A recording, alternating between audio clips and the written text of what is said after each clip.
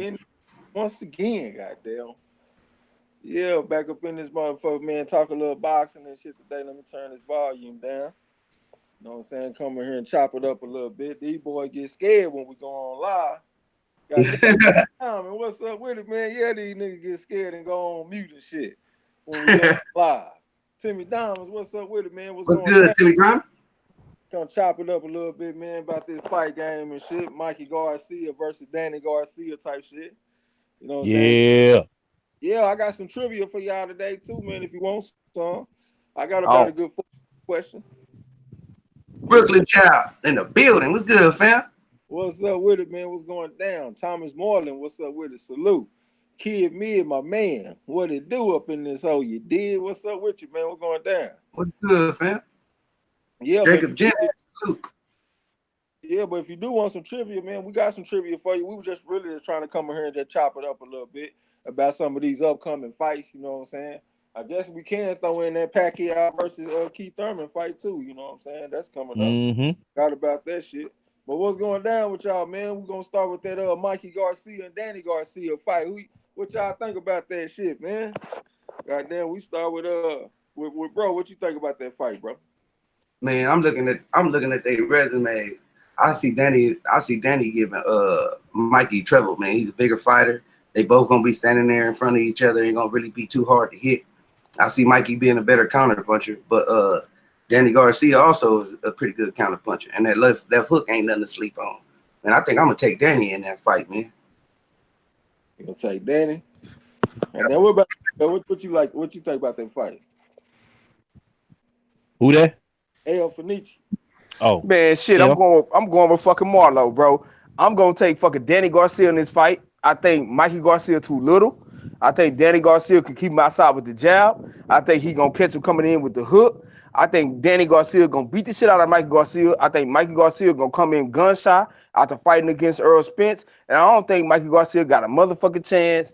He can click his toes 2 times and he still ain't gonna be at home.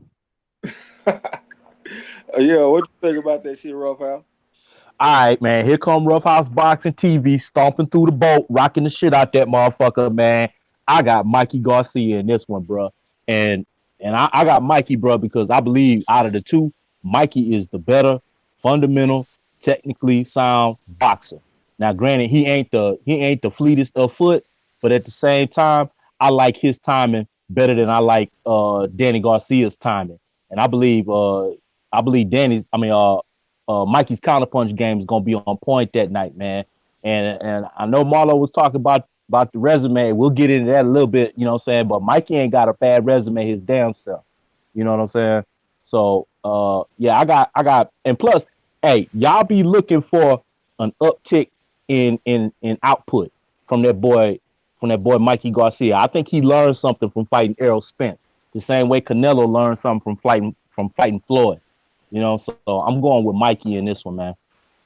All right, man. I'm gonna say what's up to the people in the chat before I give my answer. Timmy Diamond said, "What up, fam?" Jacob Jennings, what's up with it? I don't think I recognize him. D Beard OG, what's up, man? Peace. Bobby Jean said, "This a nice surprise. What's up?" That's the What's good, Sip? goddamn. There she go. Brown on boxing. Salute to the corner. What's up with it? Yeah, salute. Timmy Diamond said, "Thanks for the coverage, man. You know we own it. Goddamn, appreciate the support." Kid Mid said, "I got Danny whooping this motherfucking ass. You think so?" Mm. Brown boxing say, "Salute to Marlo." Timmy Diamond said, "I Salute, got." man. He can box circles around Danny. And Timmy Diamond said that Mikey confidence isn't ruined. He'll easily beat Danny. Damn, you think easily, huh? Man, I went back and forth on the fight already, man. I think it's that close. When I first looked at it, I was thinking Danny Garcia. He the naturally bigger man and shit. Got good timing, got good power coming off a win over Granado. So his confidence should be high. You know what I'm saying? And then I'm looking at Mikey coming off a loss where he got brought back down to earth by Earl Spence. You know what I'm saying? But when I just look at the fight, I'm thinking I like Mikey overall as a fighter. I like where he comes from, background. I like his family, how his family in deep in boxing and been in boxing at a high level for years. You know what I'm saying? So that makes me think that he might have a better IQ in his fight.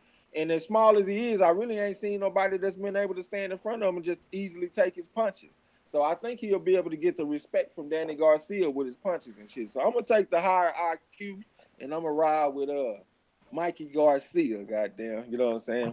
Mexico, Okay. Puerto Rico. Okay. Jay So Pro in the building. China You icon, said- man. What's up with it, man? Hey, J1 salute. China Salute icon. to everybody that's Hey, in the building. Hey, Jacob So- Jimmy said Danny Garcia is too big for him. His experience at welterweight is better than Mikey Garcia. He Right said on. he's good, but I don't think he's ready for welterweight just yet. That's a good point. That's what I was thinking about when I first thought about the fight. You know what I'm saying? Ali Dago, Rod X the champ, man. What's up? Good, fam. Champ. The champ is here. Yeah, yes. I was gonna say this, man. Roughhouse made a good point, bro, when he said that Mikey Garcia is not gonna come in gunshot against Danny Garcia. So that's why I'm gonna pick Danny Garcia, because I feel like Mikey Garcia held the phone too much against Earl Spence. He kept in a high guard too much, and he took too many punches. He gonna come out trying to swing with Danny Garcia. He gonna get caught, bro. He gonna get clipped against Danny Garcia. Danny Garcia gonna knock him out with the left motherfucker hook. It's So coming. Earl couldn't knock him out, but Danny gonna knock him out. Okay, the You reason know what I'm saying? this the reason I say this, because he fought a defensive fight against Earl Spence. He gonna come out fighting a offensive fight against Danny Garcia. That's where he gonna make his mistake at, Trey. Chris Rayner. L, but you acting like Earl Spence never hit him once, man. He's lighting him up at the beginning of the fight, and he didn't drop. Yeah, but he didn't really sit down on his punches though, neither. Hey, what's your take on it though, Chris? Who you got? Well, I'm gonna rock. I say it's a pick'em fight, but I'm gonna go ahead and I'm gonna rock with Mikey on this one. I think one thing that I saw last fight out of Danny is he's a little bit slower, and I don't think he's even close to as fast as Earl Spence. And I did see Mikey kind of sort of time it. The only thing he wasn't connecting because he was kind of out of range. And I don't think with Danny he's gonna be out of range for those counters or the just pulling shots. And I shit agree. like that. So I think that Mikey's actually gonna be able to get to him. I think it's gonna be a good fight though, man. I know people thinking because Mikey's smaller, but I mean I just don't see him. I don't see Danny Garcia as a big fighter like the way Earl Spence was, and that was the whole reason why I thought Earl was gonna win that fight, was because he was way too big, and Danny's not really like Danny's come from lightweight, he's built his way up to 147, so he's not a natural 147 big guy.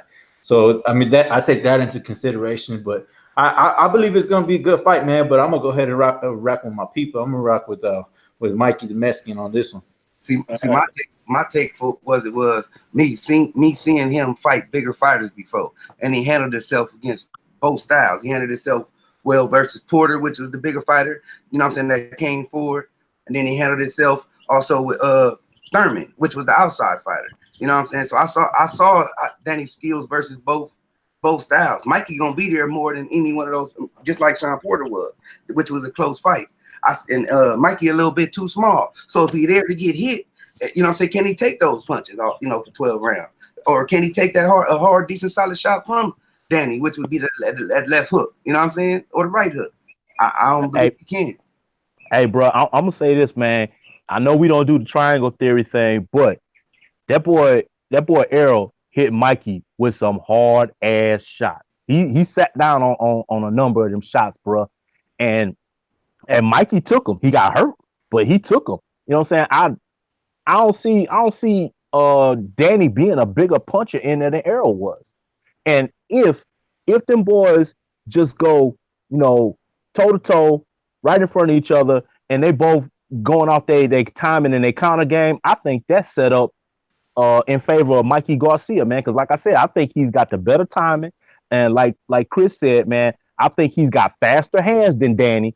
Danny likes to load up on his shots, which makes his shots slower, and Mikey gonna be able to transition from O to D or D to O, whichever the case may be. And like I said, I think that favors Mikey Garcia. Let me ask y'all this: who got the edge as far as boxing IQ and corner? Like, who got the better corner? Who got the higher IQ? Shit, Mikey. Man, I don't think it. Hey, really, Mikey. Hey, hold up. I could call that easy. Didn't they fight each other in the amateurs? Yeah, I think they fight Bud, Danny, and Mikey. I think they all fought in the amateurs. Yeah, I think they did. So I don't know. You know what I'm saying? But a lot can change since the amateurs to the pro, though. You know what I'm saying? Yeah, and they ain't been amateurs for a minute. jump into the resume, right? You know what I'm saying? See who they fought, who they've been in the ring with, what, you know, what type of experiences adversity or experiences they face. You know what I'm saying? That's where I went. That's where the separation came in for me. That's why I make it hard for me to say, you know, about as far as IQ, I don't know. You know what I'm saying? Roughhouse, to go back what Roughhouse said about what Spence didn't do, Spence wasn't trying to do. You know what I'm saying? If it came, it came. Spence was more displaying boxing skills than he was trying to get him out of there. Yeah, I think 1 round, maybe 1 round, 2 rounds, Spence put a little effort in to try to get him out of there. That's it. It wasn't like he was trying to get him out of there the whole fight. Nah, but them couple of rounds that he was trying to, man, Mikey held up. But now you're coming against a fighter that's going to come in there trying to get you out of there from round 1 to round 12 now. You know what I'm saying? That's a whole nother monster. And he is naturally 147 now, very acclimated. You know what I mean? That's you know, that's okay. But I believe Earl was trying to do the same thing, trying to get him out of there from round 1 to round 12. But at the same time, boxing them. But how have you not sitting down on your punches? Because he said it himself. He said, "I'll try to knock him out, and I couldn't get the knockout." Yeah, in certain rounds, maybe 1 or 2 rounds. That's what I'm saying. He did try to get the knockout, but not the whole fight. Is what I'm saying. Not the whole fight. It wasn't happening. Okay. Let me bring up this. That's not saying you're looking for a knockout if you're doing all that. You be regular Earl. Well, let me bring knockout. You'd have been regular Earl from round 1 to round whenever that knockout came. Not jabbing, sticking, moving. You know what I'm saying? Bobbing, weaving, slicking. That's not looking for a knockout. Hey, El, go ahead and say what you're gonna say, and then I'm gonna come back on that, bro. Okay, well let me hold up. Okay. What you say, Trey? I say after L, I'm gonna say something to the people in the chat. Okay, go ahead. Okay, well let me bring this out. You gotta understand that fucking Mikey Garcia, the last half of the fight, bro, he was in the shell. He was in the defensive fight, bro. He wasn't throwing no punches. I think against Danny Garcia, bro, he's gonna open up his offense, and his offense, that him opening up, is gonna lead to him getting knocked out, bro. I think Danny Garcia is gonna beat him when he start opening up, bro. All right, hey, Brown on Boxing said he got Danny Garcia by 7-round knockout. You know what I'm saying? We scroll down, try to catch up. Ali Dago, what's up? Spirit of Justice, what's going down? He said Mikey need to take his ass to 140. I'm thinking the size gonna be a big part of this fight. It just after that Jared Hurd shit last night, I'm just not really trying to think about size right now, man. I'm on skills. You know what I'm saying? Lawrence, one time, what's up with it, man? What's going down? Rod X the Champ said he got Danny and he got Thurman. Sean Icon said Danny hit hard though, my brother. Yeah, that motherfucker do hit hard. It seemed like Mikey hit hard too, man, because it don't seem like it's been too many fighters that like to just stand in front of him. Even Earl started boxing. You know what I'm saying? So it seems like he can get respect for this power and shit. Sandra Brown, the matriarch, what's up with it? Ron Far Rock, what's up with it, man? What's up with the family? J1 Pro said, I give Mikey a chance if he fights mean and dirty. Going to need Danny help by getting Danny to beat himself. Okay. Ali Dago said, Mikey versus Danny is an interesting fight. I don't know who wins. This one, I'm going to just watch and enjoy it because I see it either way. Yeah, it's real close, man. I'm looking at some 51-49 type shit. Now, I might be giving Mikey too much credit, but I just like his boxing IQ and shit. Main up in this bit, what's up with it, man? That's Ricky Fontaine, Pretty Ricky, what they call him. Muhammad is the one, man. What's up? Salute Marlo's Corner and Trey X. What it do? Shit, what's up, man? We just a little bit on this boxing shit. Main said Danny Garcia gonna sleep, Mikey.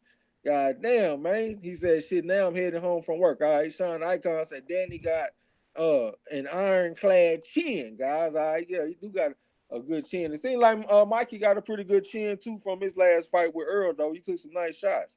AJXNI, what's up with it, man? Salute. Goddamn Smooth Teddy B, what's up, man? Mikey going to beat Danny in a unanimous decision. He said he taking skills.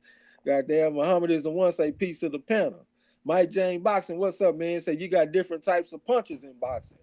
Yeah, I agree with you on that, man. You mean like a sharp type puncher, like a punch with got a lot of snap, and you got clubbing type punches, you know what I'm saying? Like the difference between Mike Tyson and George Foreman and Ernie Shavers, you know what I'm saying?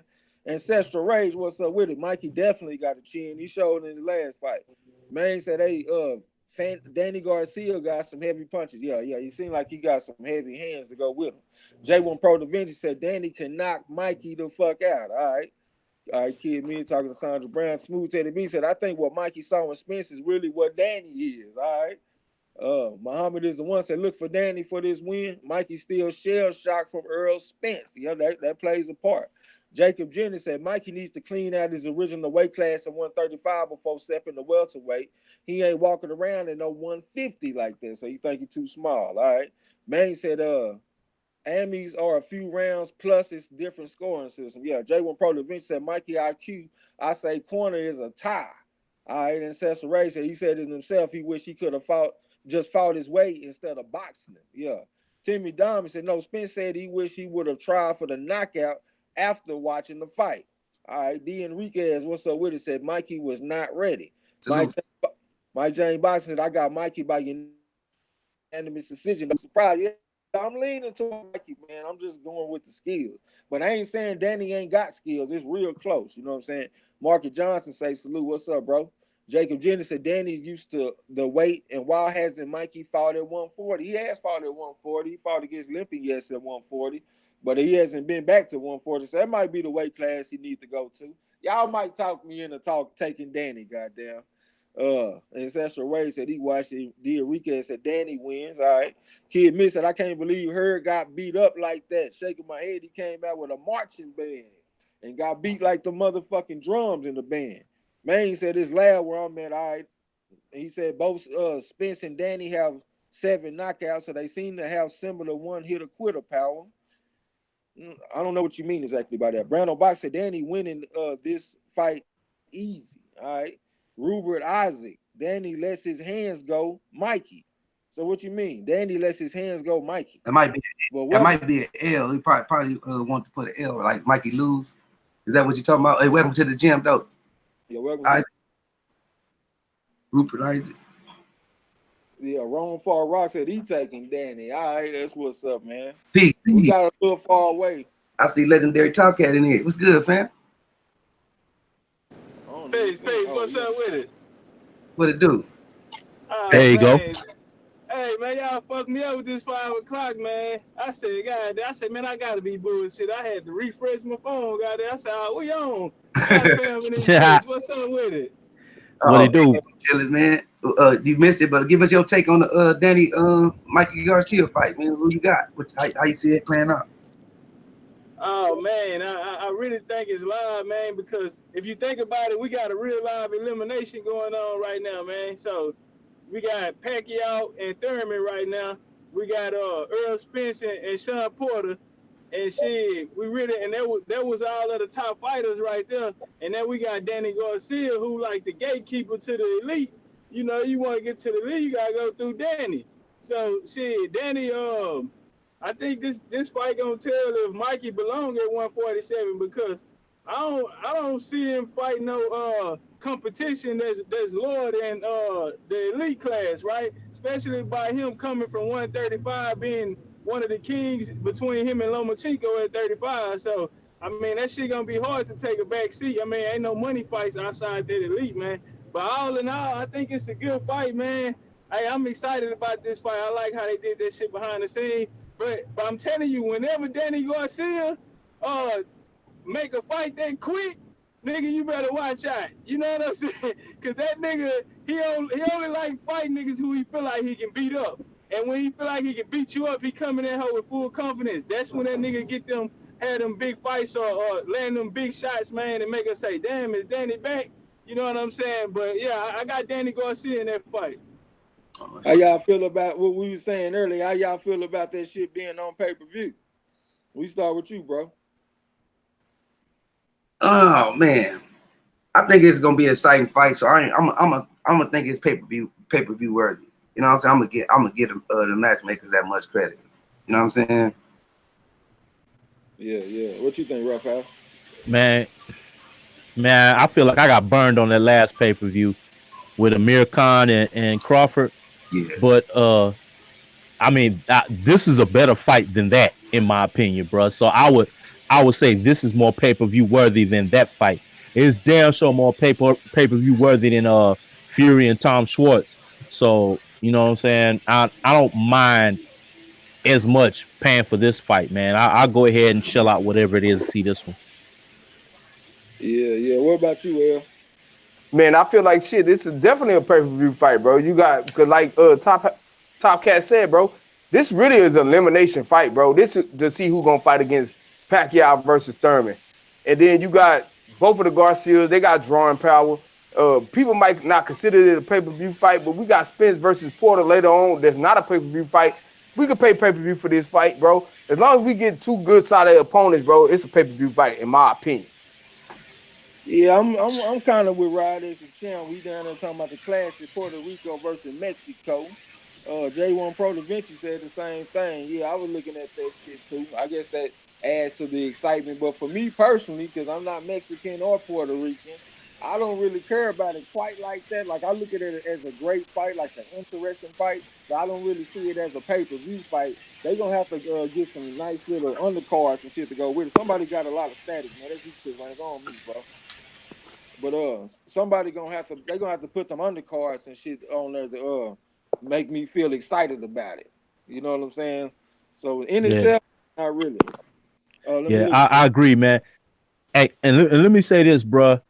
When Adrian Broner fought Manny Pacquiao on pay-per-view, bro, I was kind of fucked up about that one. And my whole reasoning was because there was nothing on the line.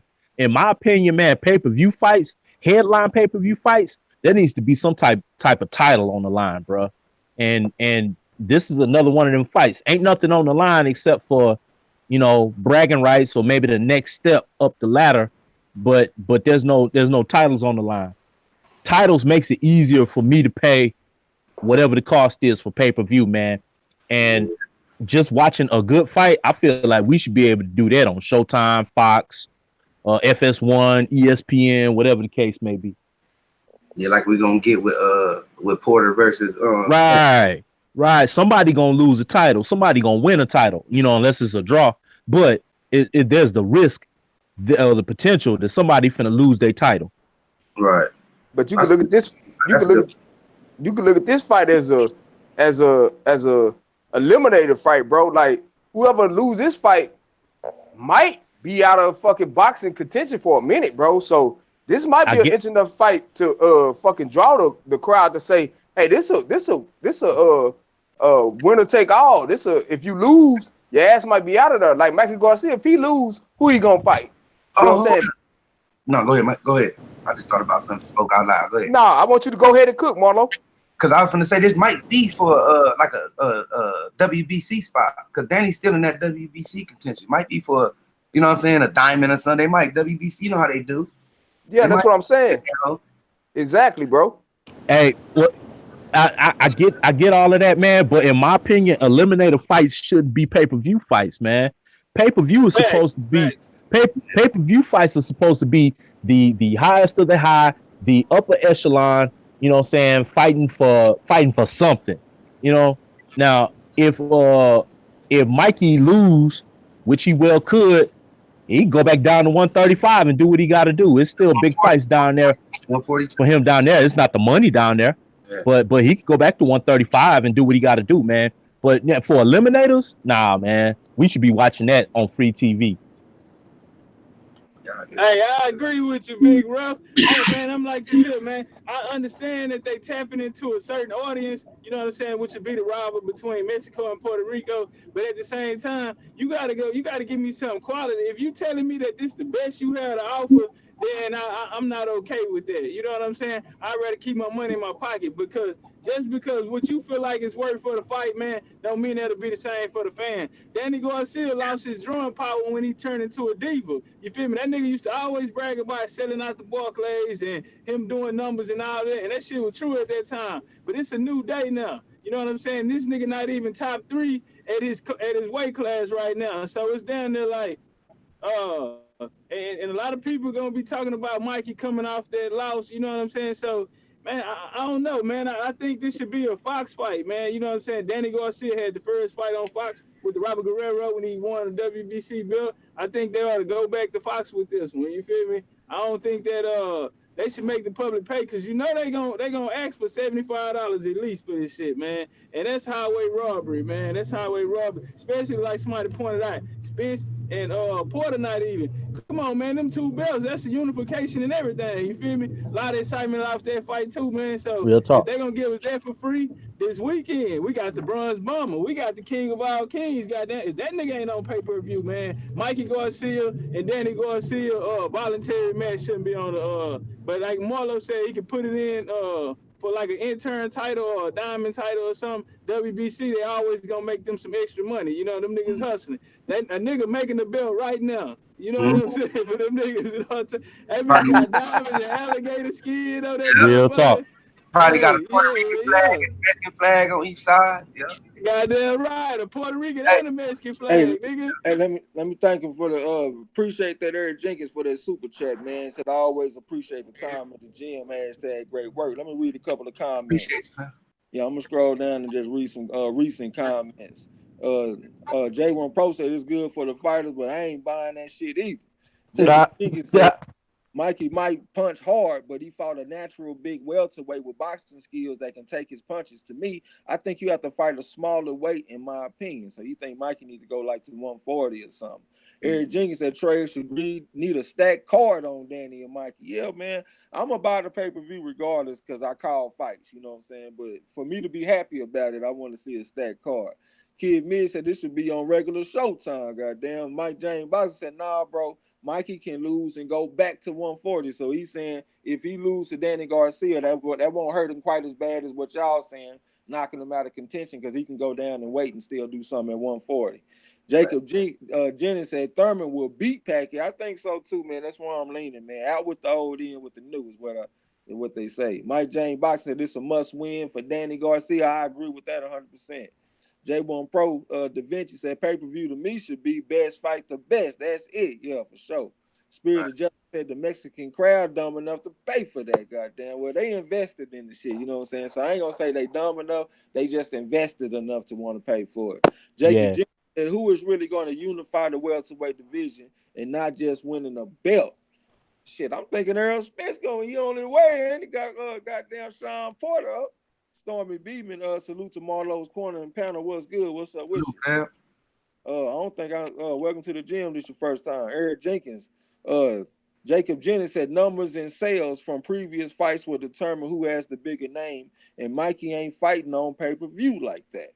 All right, Eric Jenkins said I like Pac-Man in 7 rounds. Yeah, I mean that's another tricky fight, man. You know what I'm saying? Matter of fact, we can move on to that fight next, man. What y'all think about the Keith Thurman versus Manny Pacquiao fight? We start with you, Raphael. Oh man, I was hoping you wouldn't, but everything in me want to say Keith Thurman, bruh, but I don't believe in that nigga like I did, man, when he was fighting Porter and Garcia, bruh. This ain't the same Keith Thurman as back then, man. Josecito Lopez, man, gave that boy some business in that last fight, bro. So it depends, man, and we ain't gonna know which Thurman shows up until that night of the fight, bro. But just based off what we saw last time, and I get it, he was just coming off a 9-year layoff with an injury and dancing in the Himalaya mountains with billy goats and flutes and all of that. I get that, man. But bro, that man, he did not look the same. And from the 7th round on, he really didn't look all that good either. So, man, Pacquiao has been active. Pacquiao is although he's not the Pacquiao of old, man, that nigga still can crack. He still got good foot movement. You know what I'm saying? He still got decent foot speed and hand speed. So I'm on the fence with this one, bro. I ain't gonna even lie, man. I am, bro. All that shit tell us he on the fence. Yeah, he said all that goddamn shit. I'm on the fence with this one, bro. Man, fuck all that. Look, I'm gonna fucking take. Hold on, y'all. Hey, hold up, man. I mean, yeah. I believe in out with the old and in with the new most of the time, man. But Keith looking old. You know what I'm saying? Stop cash for the super chat, man. Appreciate that. Peace to the chat. Bang that like button one time. Appreciate that, bro. Appreciate you, man. Yeah, go ahead, L. Go ahead, Raphael. No, I was just saying, man. Keith looking old. So I just don't know which Keith we gonna get, man. So man, I'm on the fence with this one right now. Hey, Roughhouse said all that to say this, bro. Keith Thurman is already ripe for the fucking pickings. I think that Pacquiao don't pick no fights unless he gonna fucking win. Pacquiao picked this fight because Pacquiao think he believe he can beat Keith Thurman, bro.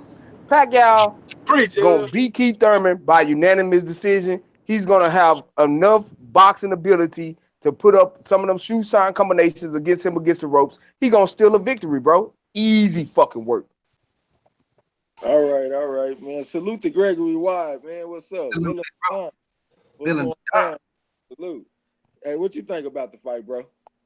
man, just looking at it, man, Keith Thurman took that layoff. I really think it fucked him up. I think Riverside Rocky exposed his ass up in there. I think Pacquiao ring IQ, angles, and combination punching is gonna be the big difference. I think Pacquiao, he still got it in him. I think he'll be able to pull it out.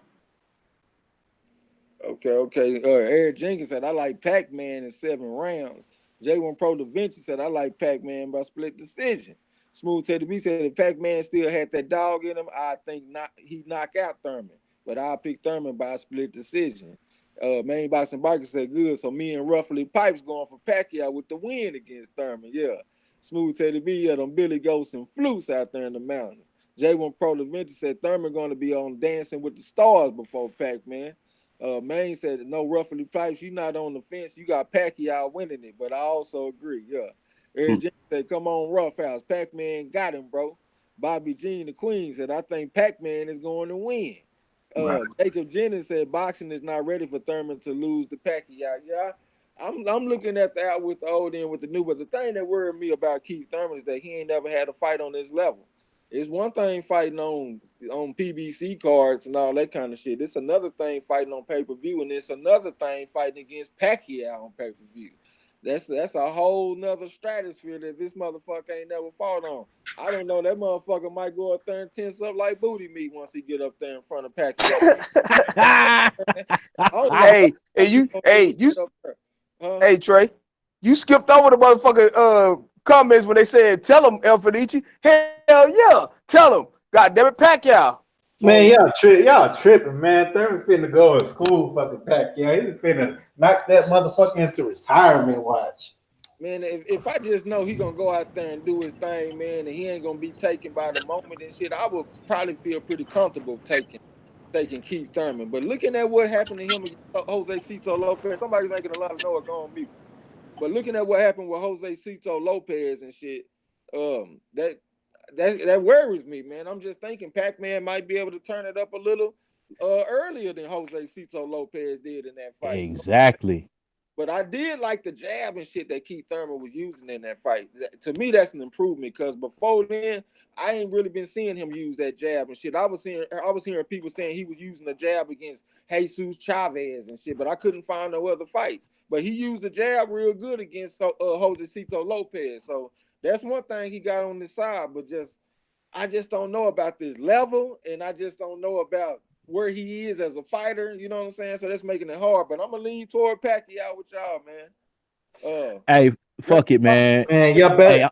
I'm gonna jump off the fence. I'm gonna jump off the fence, man.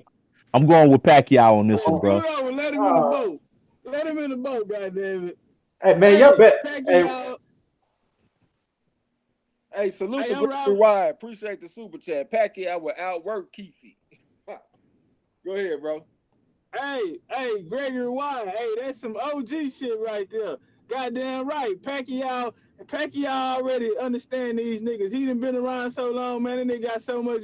He done seen every type of style you can throw at him, man. And he done been in there with the goddamn GOAT at one.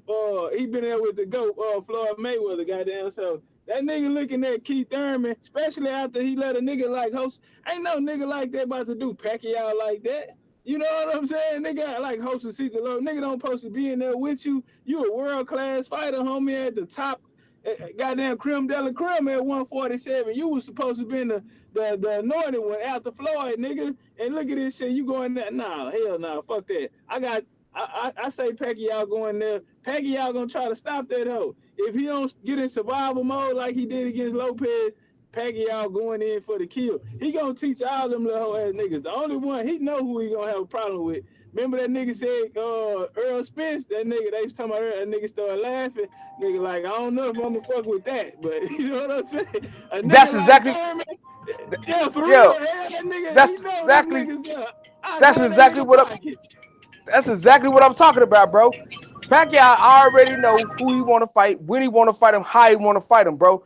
He got Thurman on his fucking list, bro. Thurman is not ready for Pacquiao. Pacquiao gonna come in that motherfucker. He know exactly what he got to do to win this fight, bro. This is not fucking rocket science. Get off the fucking fence, take the picket fence out of your ass, and come on with it.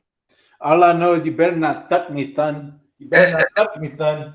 That's all I know. Hey, didn't Thurman knock down Josecito at the beginning of the fight though? He might have. Yeah. But Topcats made a good point though, because whenever you saw Pacquiao fight like against that motherfucker, who was that motherfucker that knocked the shit out of Timothy Bradley at the end of the damn fight in the last round, but he got outboxed and shit? Ruslan Probandikov? No, the other motherfucker, the Mexican. Now that was Lopez. That was what's the nigga that had a draw with Broner? Damn, man, he prosecuted now. Left Mayweather Promotions.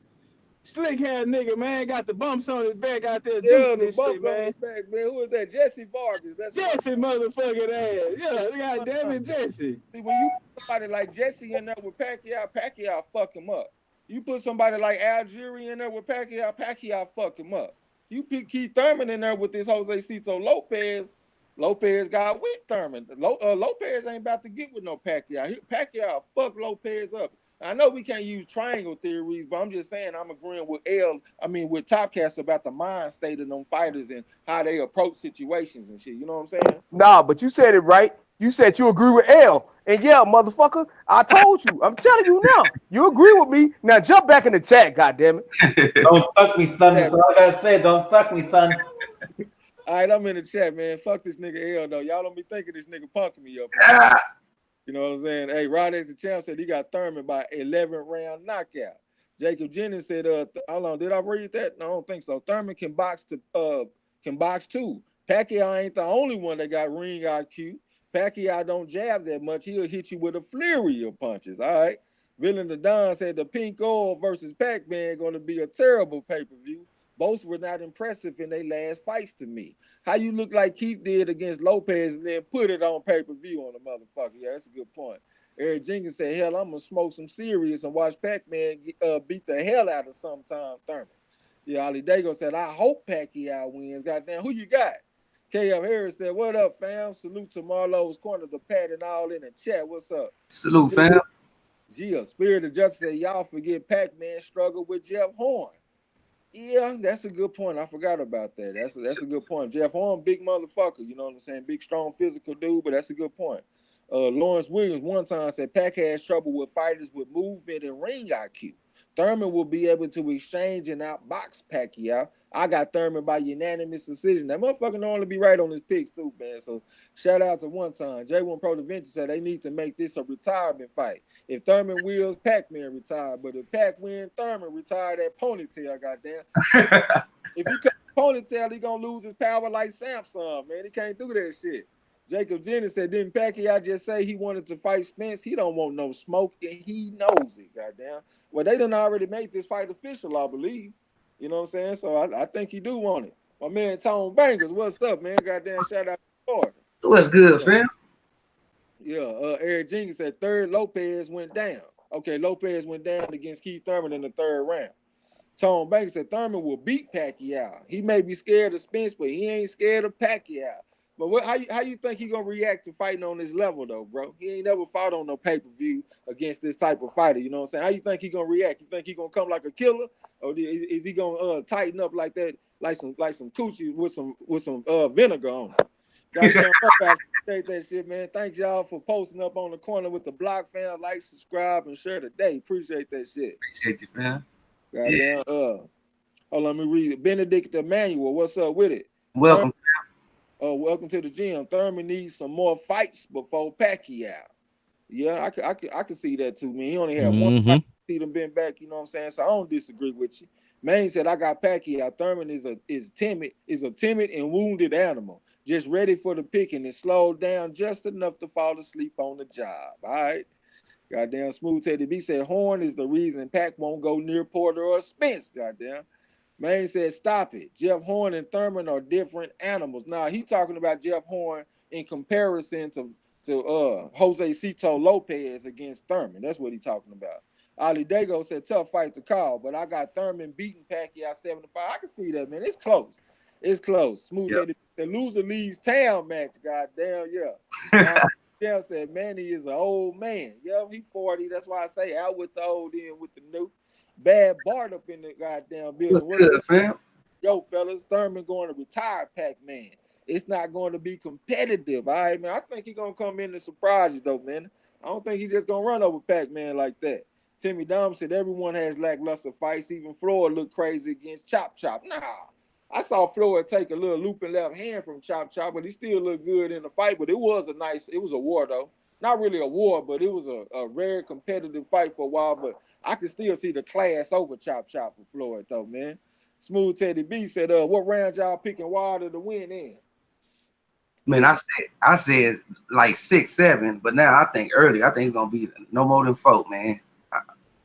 Wilder, muscle, everything. I'm picking Brazil for the upset. This nigga lying. Oh! Brazil for the fucking upset, man. I'm taking Brazil for the upset. Man. I'm taking this a fucking 8-round upset. I'm taking Brazil. Fuck it. Why do you think that? Why do you think that? I think Brazil got enough size to lean on Wilder a little bit. I think that Wilder showed us that he had difficulty fighting against a big fucking opponent in Tyson Fury. And I think fucking, whether y'all know it or not, I think Brazil got sneaky power, bro. I think Brazil can knock Wilder out. I think Wilder cannot overlook this fight, man. So are you calling a knockout? You calling a knockout? I'm calling it a knockout, bro. I think Wilder get knocked out in the 8th round, bro. This man crazy as a motherfucker. Hey, man, salute to D-Lo, man. What's up with it? Bad Bart said, what? Brazil with the upset? I'm with Rod X, the champ, man. I'm going to take the champ Wilder in 5 rounds. Because if you go back and look at Wilder's history as a fighter, he normally drop a motherfucker in the 5th round. If you go back and look at a lot of his big fights, like against Ortiz and a lot of other guys, he going to get at least that first knockdown in the 5th round. And I think he got enough to keep Brazil down. And plus, Brazil, the big motherfucker, like you said, but he also present a big target. You know what I'm saying? And you don't need to be a big target against Wilder, man, because that motherfucker hit you and knock you into next week. And Gregory White, appreciate that super chat, said, I'm no Manny fan, however, Keefe's work ethic is questionable at this point, and Pacquiao always shows up. Wilder may finally collect that body he been looking for. Yeah, right. So, say it again, bro. I said, somebody about to say something? No, I was green. I said, right. I had heard somebody say something before you. Was that you, Rough House? I don't know. It may have been, man. But yeah, I was kind of listening to El Fenici, you know what I'm saying? And El just don't want the Crow Chronicle, the cafe, to be closed up. You know what I'm saying? He want to be able to serve somebody, even if it's just himself, bro. But yeah, hey, dominant Brazil. Yeah, he's a big dude. Yeah, he can lean on people, but his hands and his feet are too slow for Wilder, man. Wilder got that snappy jab followed with that straight right. Hey, and I don't know if people been paying attention, man, but you look at Wilder lately when they've been showing his training camp film, it's been a lot of body work going on that they've been showing off in that training camp, bro. So I'm looking for some damage to Brazil's body, and that's gonna open their head up to be decapitated, man. I got Wilder, 5th round KO. Hey, in the famous words, go ahead, Marlo. I was shouting out somebody in the chat. Earl Taylor Sr., salute, fam. What's up with it, man?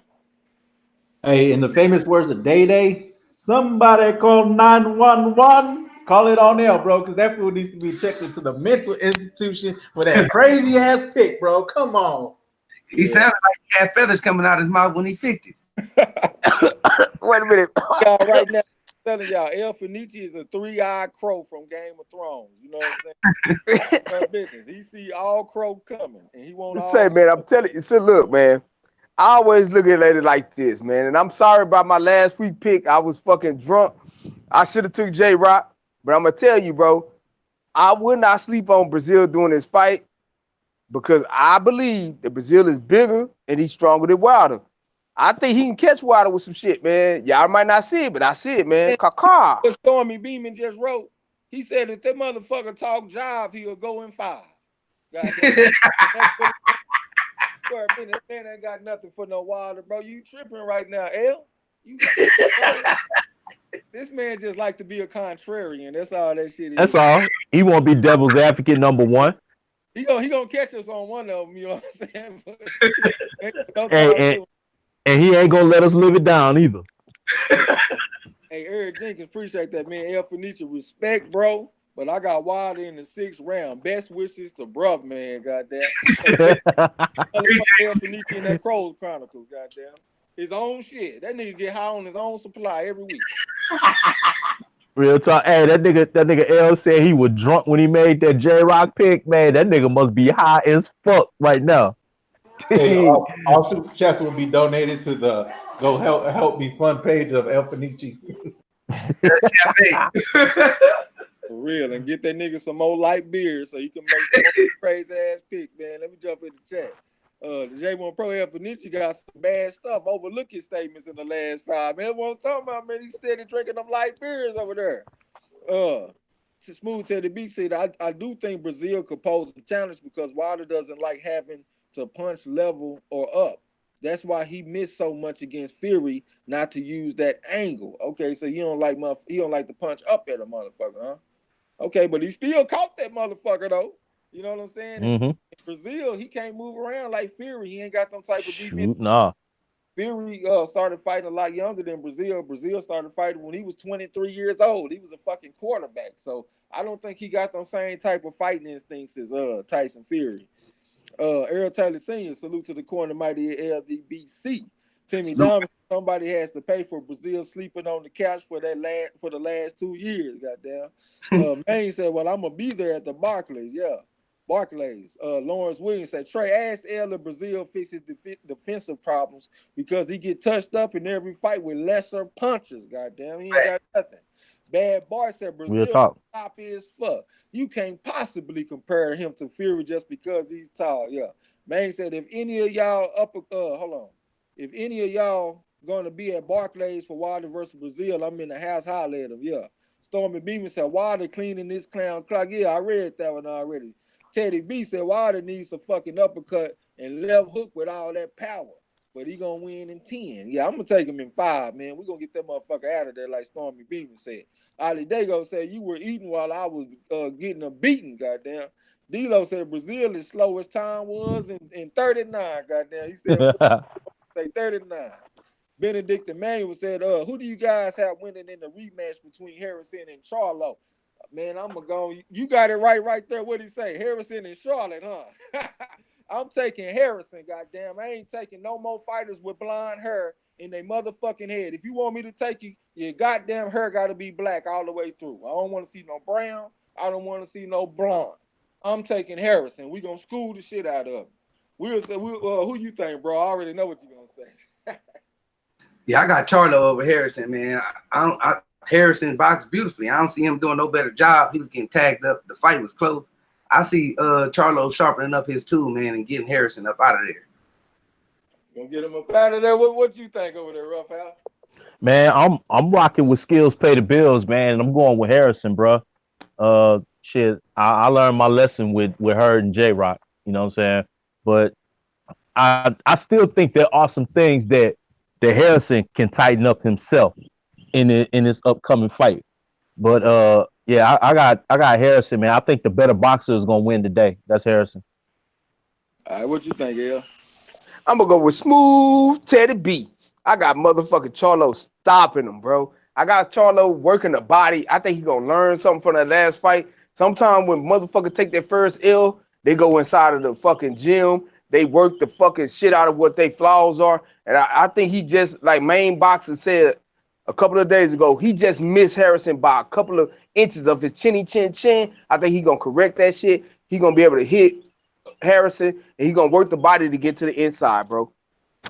Hey, Gregor, well, I appreciate you, big bro, back in that super chat. He said when Wilder scabs Brazil, Joshua will have an anxiety attack. Brazil isn't half as athletic as Wilder. What he say? Wilder of the Cocaine King? or the Cocaine King. Brazil isn't half as athletic as Wilder or the Cocaine King. Yeah. Right. Fury. Oh yeah, Fury.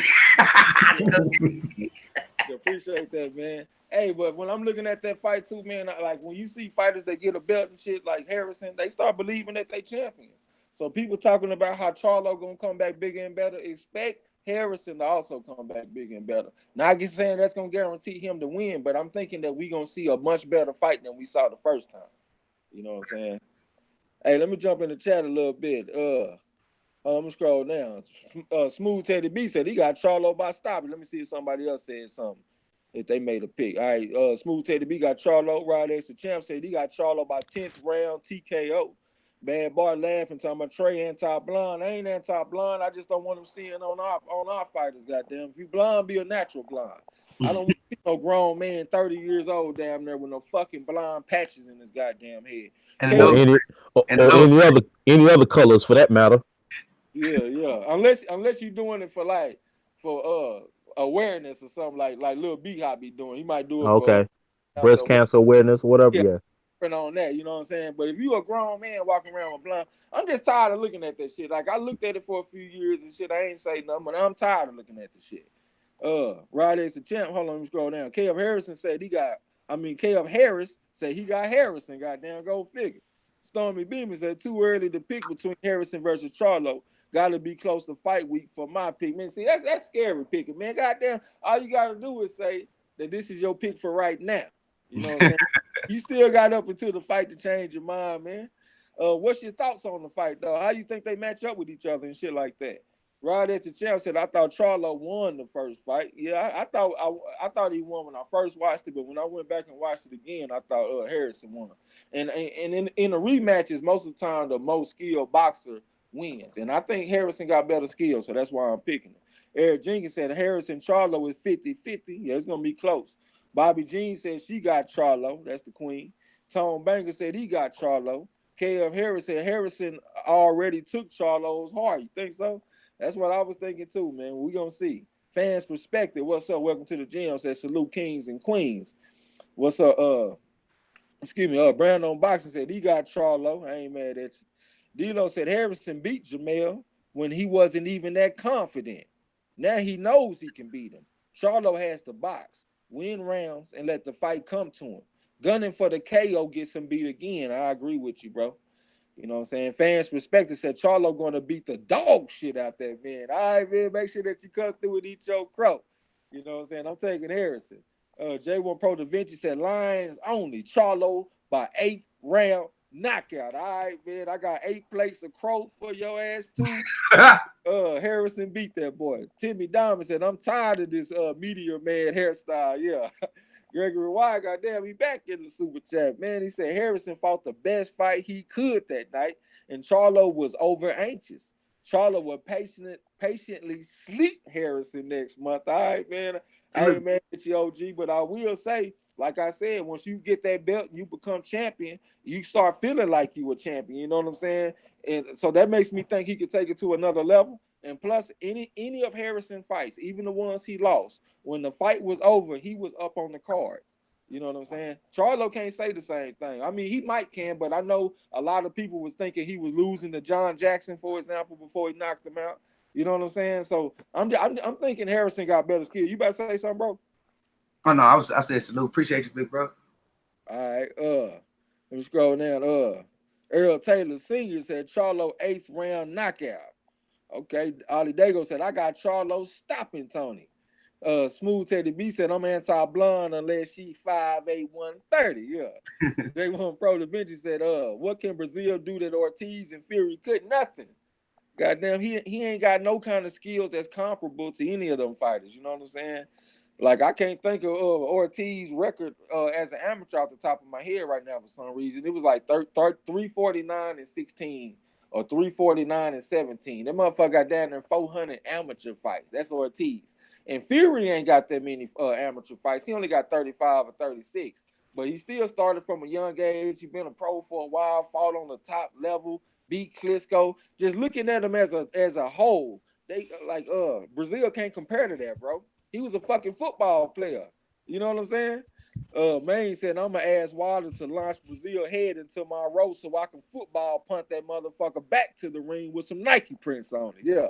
Benedict Emmanuel said, who do you who do you have winning? Kovalev or Yard? The fight hasn't been confirmed yet, though it's close. All right, Kovalev versus Anthony Yard. That's a good one. I ain't even think about this shit. I'm gonna write that down. What you think about this shit, bro? Kovalev versus Yard. Man, just looking at Yard, man, he got decent power, good combination punching, but I see Kovalev boxing his ears off, man. Maybe even stopping him. I don't see Yard pulling off no upset, man. I think he's too green right now to be even thinking to get in there with Kovalev. I see Kovalev getting Yard up out the way. Get him out the way. What about you, El? Man, I'm out here watering my motherfucking grass, and all I see is green, just like Marlo said, bro. That motherfucking Yard, he look good in the European circle, but he gonna get the fuck beat. The brakes, the radiator, check engine light gonna come on, all gonna be spilling out his shit. I see fucking Kovalev schooling the shit out this boy. Yeah, what about you, Raphael? Man, hey, ditto, nigga. I echo all three sentiments, my nigga. That boy, hey, Yard is a talented prospect. That's exactly what he is. That dude is a prospect. He ain't fought nobody nearly on the level of Kovalev or anybody on that status at 175. Is he strong? Yeah, he's strong. You know what I'm saying? Do he got good movement? Yeah, he got good movement. You know what I'm saying? But he ain't got the experience and he ain't got the ring IQ. And cats can say what they want. Kovalev can still crack. That nigga still got some crush in his crusher. I got Kovalev, man. And I got him stopping that boy. 11th round. I'm gonna have to lean towards Kovalev too, man. Yard, he don't have the body for boxing to me. Look more like a linebacker or something. He got like a slick type of style. He in the shoulder roll type of defense, Philadelphia shell type shit. And he only got 12 amateur fights. Altogether, he barely got 30 fights in his whole entire life in boxing. Hey, Trey, can I cut in real quick? Go ahead. Turn up. He got a raggedy ass shoulder roll. Like Trey S would say, that bitch raggedy. Yeah, he got a raggedy Hey, shoulder. that shit only work on them niggas in the gym and on them niggas at the level of competition that he facing. But I guarantee you, nigga, go in there and try to put that shoulder roll on Kovalev. Hey, man, I know it's a lot of niggas out there be hating Kovalev, man. Hey, do not listen to them Kovalev haters, man.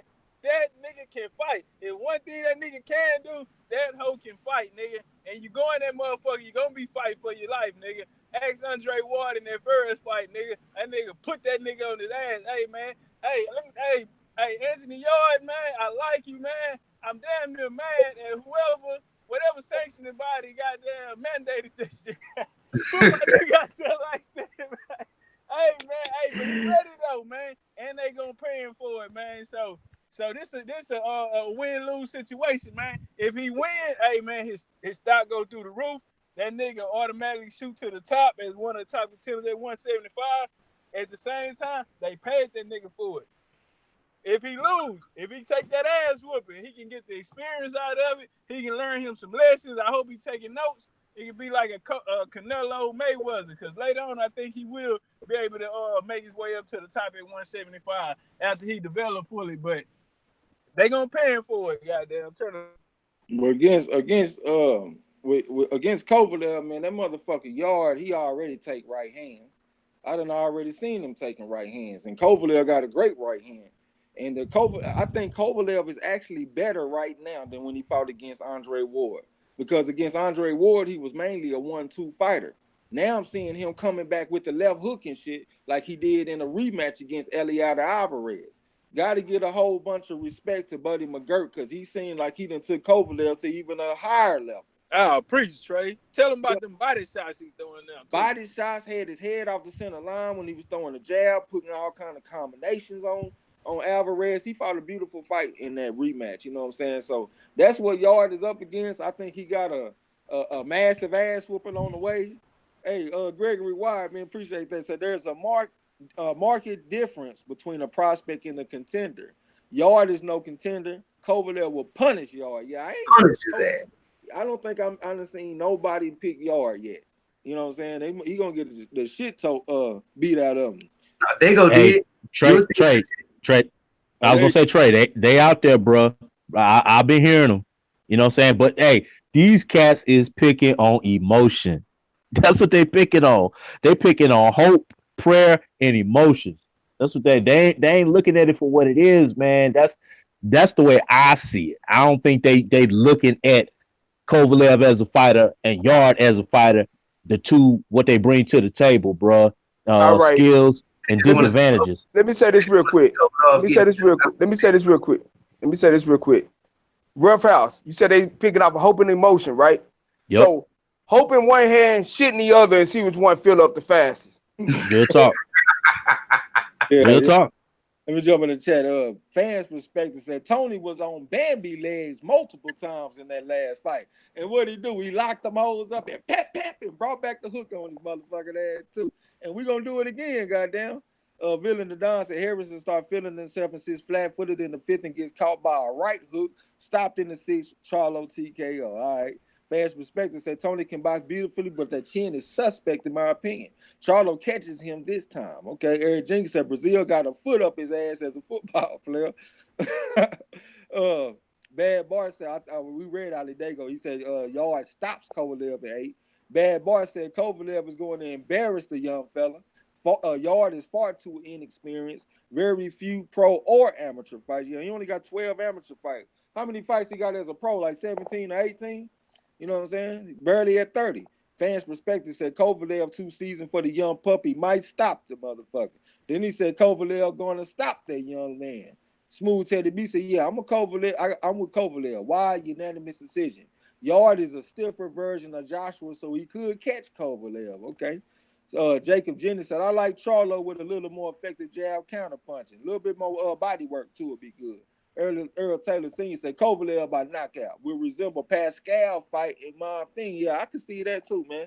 I can see that. J1 Pro Da Vinci said Yard out boxes Kovalev. So we got another one. That J1 Pro Da Vinci. Okay. Taking him. He taking Yard. Don't do it, J1 Pro, man. You my man. You know what I'm saying? Don't do that shit, bro. Maine said, yo, that was clever what El Fenici said. The Yard is green as a motherfucker. Yeah. I ain't even catch that shit with my slow ass. Van's perspective said, yes, indeed, the man can fight.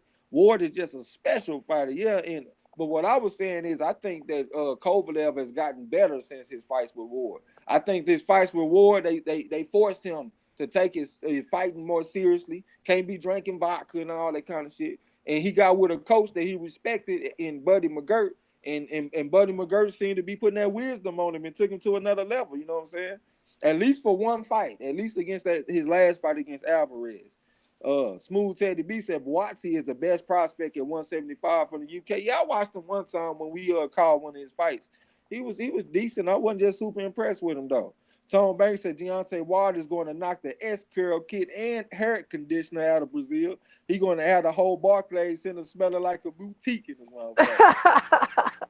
Eric Jenkins said, third up, right as the champ said, I'm rooting for Yard, but I think Kovalev wins. Yeah, I'm taking Kovalev all day. J1 Pro Da Vinci said, you're right, rough ass. Some fighters I would never pick, and Kovalev is in that boat. So y'all be picking with y'all hearts and shit. Y'all just make sure that y'all love eating y'all crow that y'all earn with your heart pick. You know what I'm saying? David the Real Tommy, salute to the chat. What's up, bro? D-Lo said, I don't fuck with Kovalev at all. But if Yard was my fighter, I wouldn't put him in there with Kovalev at this point. Yard is nearly as good a boxer as Chilemba or Ward. Yard is nearly as good a boxer as Chilemba or Ward. What you talking about, D-Lo? You down there tripping, man. You on that tequila or something, man? He said not. No. He changed it. He said not. Oh, okay. Not nearly as good a boxer. I thought he done cracked open the tequila or something. I thought he was on that El Fenici shit, bro. He want to come to the Chronicles. He want to come to the Chronicles with that shit. Come on, bro. Yeah, man. Kilo ain't going there. Shit. Yeah.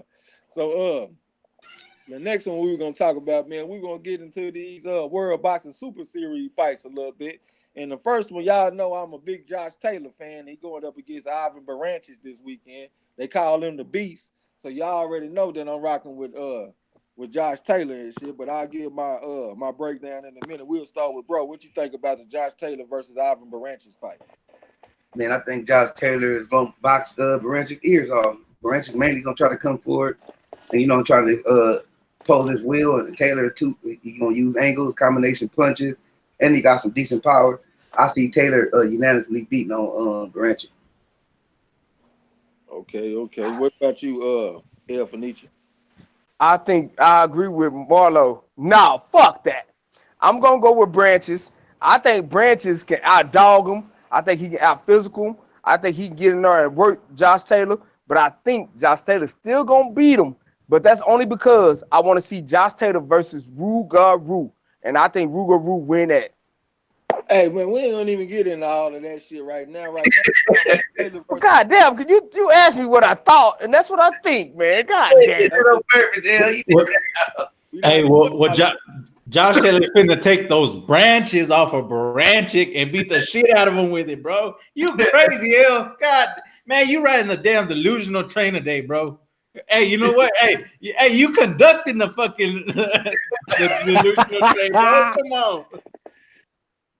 Oh shit.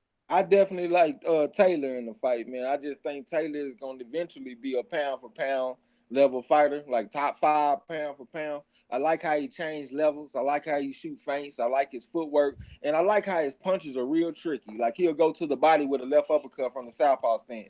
Then he'll go back to the body in the same position, but instead of throwing the punch to the body, he'll split the guard with an uppercut and hit you in the head. So he like tricky. You don't know where he gonna throw the punch at. You know what I'm saying? He able to disguise his shots, and he able to punch himself open too. Like he'll throw punches to put you in a position just so he can land that big shot that he's looking for. He just seems like a very sophisticated type of fighter, and that's why I like him. That's why I like him over Ruger too. You know what I'm saying? I mean, I just like them skills and fighters and shit. What you think, Roughhouse? Man, Baranchik is Hey, Roughhouse, real quick, bro. Yo, Hey, you see how he cut off L from going on beyond, and he's like, yeah, but I think he's gonna be progress in the future. Yeah, yeah. Hey, that boy Baranchik is a strong fighter. You know what I'm saying? Heavy handed. He can sit down on punches. And there's some things that he does real well. But Baranchik is a one-trick pony. His game relies on him knocking you out. You know what I'm saying? I don't see the same boxing skill. I don't see the same footwork. I don't see the same hand speed. I don't see the same boxing IQ as Josh Taylor, man. Josh Taylor is one of them dudes that I look at. Now, granted, he hadn't faced, the tough American competition that we would like to see him face yet. But just looking at his skills and where he at right now, bro, my eyes perked up when I watched him fight the same way when I first saw Boots fight, or when I first saw Teofimo Lopez fight. It was something about his style and the way he maneuvered that ring and all the tools he had in his toolkit that he put on the opponent that made me be like, oh shit. You know what I'm saying? That's what I get from Josh Taylor. I got Josh Taylor unanimous decision over Baranchik. Another thing about him, I like his size. He 5'10". You know what I'm saying? His frame look like it translates to welterweight whenever he decides to go that route. You know what I'm saying? So I like Josh Taylor as a fighter, man. He's gonna have something for Ruger motherfucking ass. Y'all gonna see. Y'all just make sure y'all come in and eat that crow. And yeah, he ain't had a lot of American competition, but he did beat Victor Postol. You know what I'm saying? Postol ain't no pushover. Everybody thinking he ain't nobody because he lost to Terrence Crawford and they ain't lost to Josh Taylor. But those are two bad motherfuckers, man. We got to stop punishing these fighters just for losing a fight or two. You know what I'm saying? That's why we over here looking crazy with J-Rock. He lost the damn fight, and now we thinking he washed up after one loss. And then he go in there and beat the shit out of HURD. You know what I'm saying? So I'm going to give Josh Taylor some props for that Victor Postol win. I thought that was a quality win. Okay. Okay, Trey. Okay, Trey. But at the same time, I'm going with Smooth Teddy B. I think that Baranchik is going to loosen. He's going to soften fucking Josh Taylor up for picking against Ruger. Well, since he want to ride with you, he can sit next to your ass in the damn Crow Cafe then. You know what I'm saying? Branches on that man can't stop thinking about birds and trees, the undisputed Crow King, Yeah. Goddamn man said, I think Josh Taylor gonna school that boy. He gonna tame the beast. The beast gasses out badly. That's a good point. I went back and looked at his last fight against I can't even think of that motherfucking name, that white dude. But the motherfucker got tired like after 4 rounds. Like in the beginning of the fight, he was moving around, sliding, gliding, slipping punches and countering, throwing lead left uppercuts, bringing back the looping right hand and the left uppercut. He was doing all kind of pretty shit. But then once I saw him in the 5th round, he looked a little different. You know what I'm saying? He didn't look quite as sharp and shit. So he seems to be a 4-round fighter. So his best chance to beat Josh Taylor would be to go out there and jump on him early, because if Josh Taylor take him into the 5th rounds, that's technically deep water for Baranchi. You know what I'm saying? So we gonna see, man. I'm telling y'all, the stamina is gonna play a part in it. Let me scroll down. Earl Taylor Sr. said Taylor by unanimous decision. Can't wait to see Taylor versus Progress. I can't wait to see that shit either, man. If they put the motherfucker on pay-per-view, I'd drop a few dollars on it. I'd rather pay for that than Danny Garcia versus Mikey Garcia, or for goddamn Tyson Fury versus Tom Schwartz, or whatever his name is. Some of y'all might not be aware of that, but they said that Tyson Fury next fight is gonna be on pay-per-view. Wow. That's crazy, bro. Boo-boo numbers. That's crazy, man. They're gonna do hey, everybody in the chat right now, just out of curiosity, man. If that is a pay-per-view fight like they talk about, who's paying for that fight? I want to know. Do y'all want to see? Do y'all even want us to call that motherfucker? Bro, hey, man. Okay, I'm on my soapbox now, my nigga. Bruh, I said before about the pay-per-view. In my opinion, pay-per-views need to have something on the line. There is absolutely nothing at all, not even bragging rights, on the line for Fury versus Tom Schwartz. Nothing. Man, them motherfuckers crazy as cat shit if they think I'm finna pay pay-per-view for that. Now that's crazy, nigga. That's highway robbery. La D in the building. What's good, sis? Goddamn, the woman of the hour, too sweet to be sour. Vamos campeón. God bless the queen, goddamn. The champ is here. Me. Yeah, man. Hey, y'all know we call fights, so I buy all pay-per-view so I can call the fight, goddamn. I do it for the people. Yeah. Take one for the team, you know what I'm saying? So that's what I'm gonna do. I'm gonna take one for the team, but I ain't gonna be happy about it. I just saw some breaking news, or was I tripping? Was that the IBO ordered, or the IBF? One of them ordered Canelo versus Darenchenko. That's an interesting fight. I saw it pop up on the screen just now. Man, Canelo will beat the shit out of Darenchenko. I guarantee it, man. I hope it don't go down. Nah, it's real news. That's real news. It ain't fake news, man. Come on, man. Canelo on another level. That's what we saying. Like, you know, I don't know. A lot of this shit in the way. You know what I'm saying? Oscar the type of nigga though, he'll take that fight, right? Because look how long Charlo been the mandatory, and he still ain't got his shot. You know what I'm saying? So that'll be another way around Charlo. You feel me? So yeah, that's real. And help Canelo. You know what I'm saying? In a way.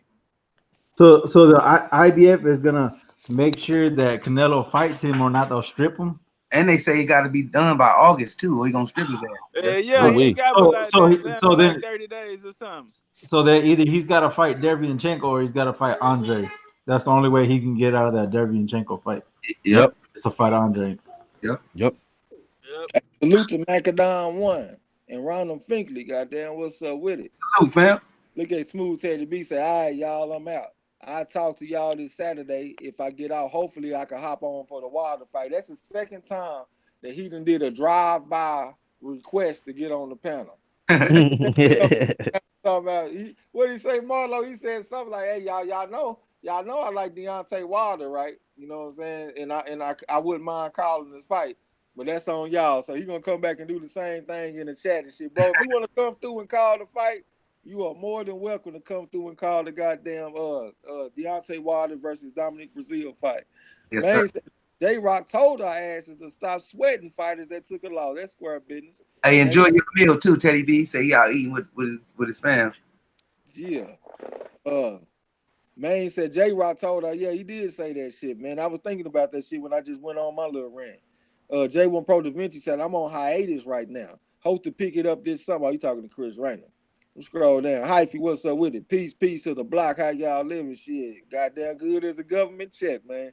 Gregory Wise said, I would not pay for that crap fight and I purchased most. Yeah, for real. I gotta purchase the motherfucker though, man. Otherwise, I can't call it because I don't be wanting to look for no links on Fight Night and shit. Man said Josh Taylor gonna turn the beast into the least. Goddamn, yeah. Rod at the champ said ain't no way Fury's next fight is pay-per-view, man. That's what my man Ruffhouse saying, and he always give it to me like God gave it to Moses. So you know I'm gonna believe him. Earl Taylor Sr. said ain't no fucking way. I won't even pay to see Fury versus Joshua. They played whole games. Can't get my bread, goddamn. Yeah, got requirements to get his bread. Eric Jenkins said, look, I'd rather scratch than watch Fury Swords. I'd rather scratch. This man crazy, man. Said, if two snails are fighting the same day as Fury, please call the snail fight. All right. Yeah.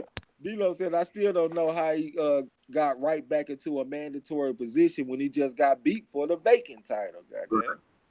Who's that? Yeah. That's why. Oh yeah. Danny Jacobs got him. Yeah. Yeah. Earl Taylor Sr. said that's them bullshit the zone games. They only mandating the zone fighters. All right. D-Lo said I definitely want to link the chop it up for the Brazil getting his medicine. All right. So you want to come through and call it too? Yep. All right, we called up in the chat and shit. So I wanted to ask y'all motherfuckers, man, how y'all think this Errol Spence versus Sean Porter fight?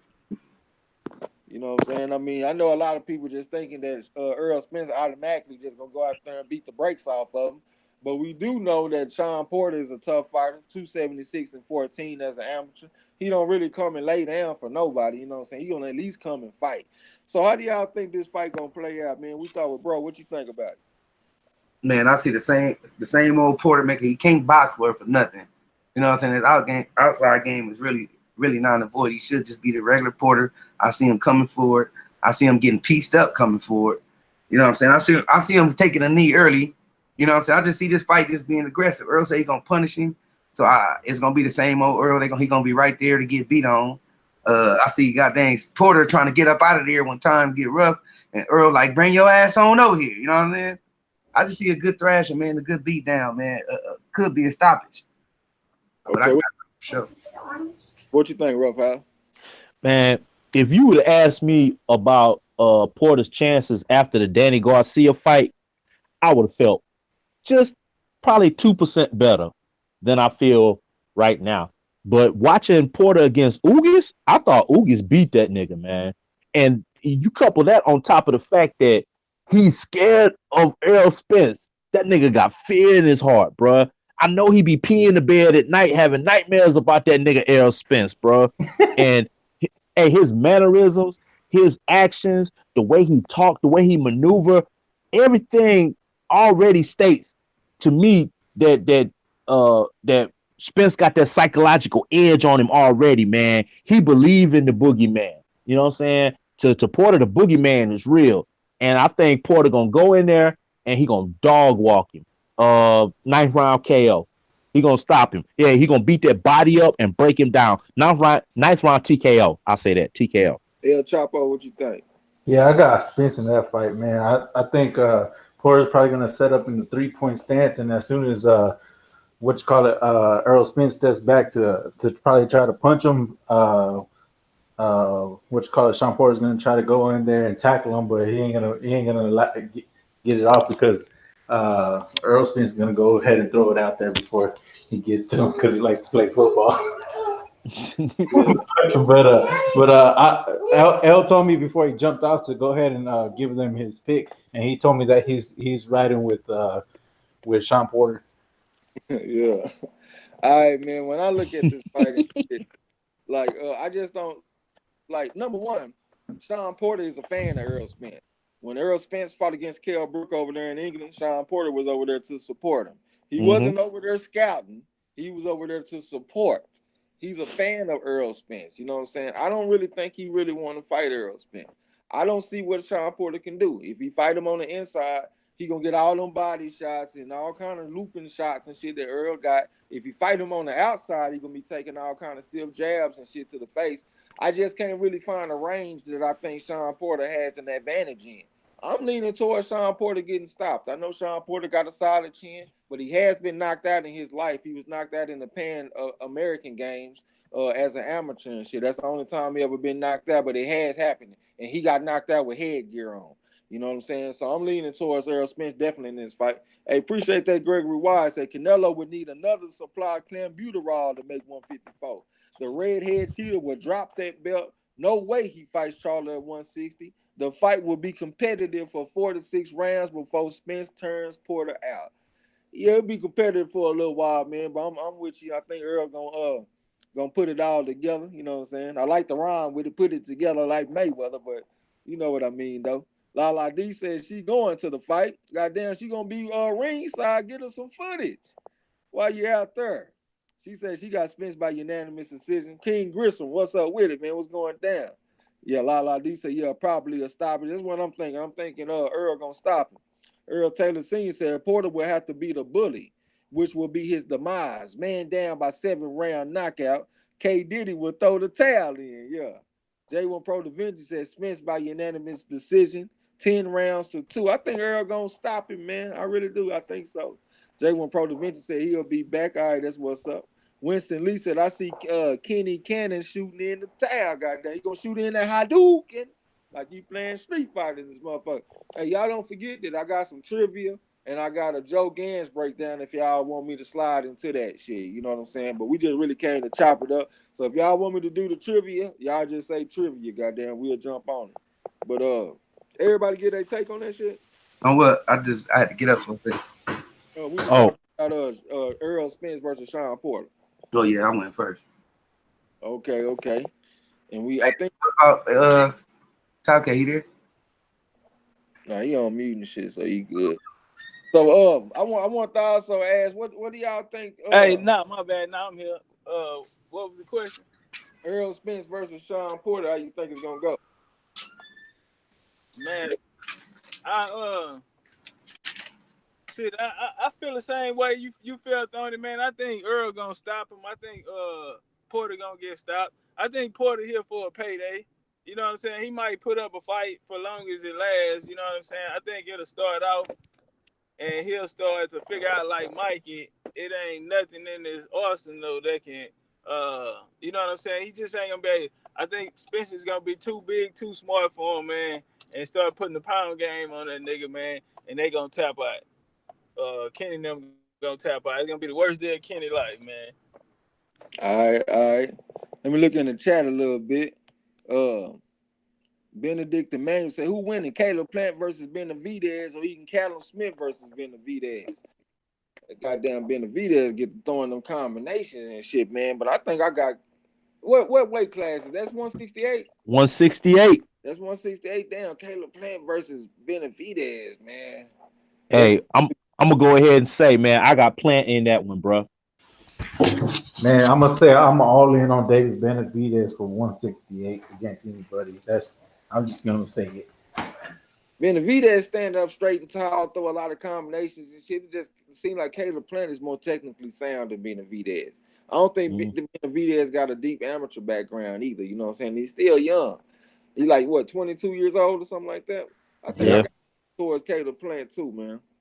Yeah, and Callum Smith. I think Callum Smith might beat that motherfucker too on the cool. Callum Smith a tough ass fighter. What you about to say? Yeah, I was gonna say, man, another thing about Caleb, man. Caleb got sneaky power, man. You better ask that boy Ustakagi. Put that boy down twice. Yeah, he sat him on his back pocket, square business. Damon P, what's up, man? That's a goddamn engineer. What's up with it? All right, what's happening? Yeah, we just off here chopping it up about boxing a little bit and shit. What the hell was we talking about? Last thing was Porter and Spence. All right, so what y'all think? Where should Jerry Hurd go next? I know a lot of people talking about Jerry Hurd need to get a rematch with J-Rock again immediately, and I think he gonna get more of the same treatment that he just got. I think J-Rock gonna be putting them combinations on his ass, right hand, bringing back the hook, touching with them stiff jabs and shit. I just think he a bad matchup for Hurd. You know what I'm saying? So what y'all think Hurd need to do? Do he need to stay at 154 and try to get back in the mix, or should he go ahead and go up and move to 160 and try to do something there? We start with you, Raphael. What you think? Bro, I ain't gonna lie to you, bro. He probably can't hold. He probably can't hold out at 154 much longer. But man, he go up to 160, bro. He gonna get some things put on him for real. So I think he might need to stay at 154, honestly. You know what I'm saying? That may be his best bet, and hopefully he can outsize and out physical some opponents, you know what I'm saying, back to a championship, man. Because at 160, man, them niggas is gonna put them things on him for real. All that slow footed, you know what I'm saying, Terminator 2000, the Mummy series stuff, it ain't gonna hold water up there, man. He gonna get the brakes beat off him. Hey, salute to Don Dada. What's up with it? Hey, Chris Rainer, what you think, bro? Hey, bro, I think the same thing, man. I think he needs to stay away from 160 and keep trying to do 154, and maybe eventually get a rematch or go another route, go for the loser of the Charlo and Harrison fight. I think that'll be a good move for him. Or probably if I'm not too sure exactly who's all at 154, like below after that. But maybe try to see if he can work something out with one of those B-level fighters, C-level fighters, try to get his feet, his confidence back up. And that's pretty much it. Because I know Munguia, he ain't nobody going to get a fight with Munguia for a while. Okay, so we talking about Jerry Hurd, right? Yeah, talking about Jerry. All right. Well, let me take the fucking flowers, the dirt, and everything that y'all try to put on top of this motherfucker. And let me take that off. He only lost one fucking fight to a good fighter, which is J-Rock. I think that he can go back and fight J-Rock and have a good fight against J-Rock. He can fight Charlo. He can fight fucking Harrison. J-Rock, her option's still open. L, hold up. But the question was, do you think he needs to stay at 154 or go to 160? Hell no, he can't beat nobody at 160. He needs to stay his ass at 154, reclaim and do that mummy shit that he always doing. He got walk. Hey, nigga, tighten up that Wi-Fi. Don't come in here with that shit. We already talked about that, L. Don't come in here with that ragged ass Wi-Fi, my nigga. All right. God, I'm trying to get off. Let me get off my neighbors. Let me get off my neighbors and them shit. Am I on my own shit right now? Yeah, you good. C-3PO and RoboCop and shit. All right. Well, sounding like Top Cats right now. You sound like Top Cats. I'm on my own shit. Yeah. All right. So what it looked like is, bro, we gotta pull the flowers off of fucking Hurd, take the dirt off his goddamn grave, let Hurd go back at 154 and reclaim his title, bro. We can't fucking just shit on this man because he took one loss, bro. We cannot do that, bro. J-Rock showed us that one loss don't mean shit, bro. He can come back and beat J-Rock. He just got to go back in the gym and work on a few little things, you know, like moving his head and shit. You know what, though, L? One difference that I see in that, like that motherfucker, J-Rock lost the fight, but, you know, he got caught with some sharp shots. So it wasn't like a sustained beating that he took. Like, he took a stiff jab, and that dropped him. He took a counter right uppercut that dropped him, you know what I'm saying? But that motherfucker Hurd took a sustained ass whooping for 12 rounds. But you can say the same. I don't mean to cut off your knowledge, bro, but you can say the same shit about J-Rock, bro. He didn't come out that bitch unscathed himself. But he didn't take no sustained ass whooping for no 12 rounds. He got stopped fit, and he just took a couple of shots. That motherfucker Hurd took 36 minutes worth of ass whooping in a row. But what I'm saying is, J-Rock didn't leave that fight unscarred, bro. He took a fucking beating from Hurd too, bro. Hurd still is one punch away from knocking J-Rock ass out, bro. We cannot fucking overlook the fact that Hurd is a fucking mummy, and he can come back with a mummy style and beat J-Rock the next time, bro. Let's not act like that it can't happen. Hell no. So the CSM dog. What's up, fam? Jacob Jenner said Spencer too skilled for Porter. Sean. Hey, let me get my take for you. Yeah, go ahead. I don't. Jerry Hurd should stay at 154. At least the best he gonna do at 154 is give us some good, exciting fight. A lot of his fights he be down, man, getting his ass whooping. He ended up stopping the fighter. Laura was whooping his ass. You know, you at least 3 or 4 fights. He taking a lot of punishment, and then when he came up against J-Rock, you know what I'm saying? He took I'm talking about abundance of punishment for 12 rounds. And that shit, it just seemed like every fight he gradually, you know what I'm saying, decompose it. I don't see him going up to 160 doing shit. He just should stay at 154 and just give us at least some close, good fights, man. I like him against Triple G at 166. I ain't saying I like him to win. I just think it'll be an action-packed fight. You know what I'm saying? Jacob Jennings said Spence too skilled for Porter. All Sean can do is rush his punches to try to offset Spence, but it won't work. He will get counted and knocked the fuck out. CSMHBJ dog said was good. Scroll down. He said it's not about the L, it's how he lost. He needs massive defensive improvement. That's what I'm saying too. It ain't just about the L. Like all knockouts ain't equal. You know what I'm saying? If you get knocked out in the first round, that's not the same as getting your ass beat for 12 rounds. You know what I'm saying? So that motherfucker needs to tighten up on the defense. He just need a straight skill set overhaul. The motherfucker ain't got a deep amateur background. He ain't got but like 40 amateur fights. You know what I'm saying? He fight like a 154 George Foreman, just like a fucking brute. The motherfucker can't fight. I mean, every time we see him fight, he walking around getting pieced up. But he just walked through this shit, and he eventually wears his opponent down. And he able to get him out of there. You know what I'm saying? That's not a skillful fighter, man. And like I see my man Don Dada, he said, he couldn't land Jamal Charlo punch. That's because he ain't got Jamal Charlo power. Jamal Charlo got that explosive power, that bow, hit you one time and really hurt you. HURD got that type of power that's real clubbing and thudding and shit. You know what I'm saying? So it's a different situation. That's why I'm feeling like he a bad matchup for J-Rock. As far as it's good for J-Rock. Hey, watch this here. Go ahead. Hey, check it out. Hey, man, I'm right here with Quentin Rounder, man. He was number one in USA, man. He pro right now, man. I'm over here at the gym right now at the Grind Gym.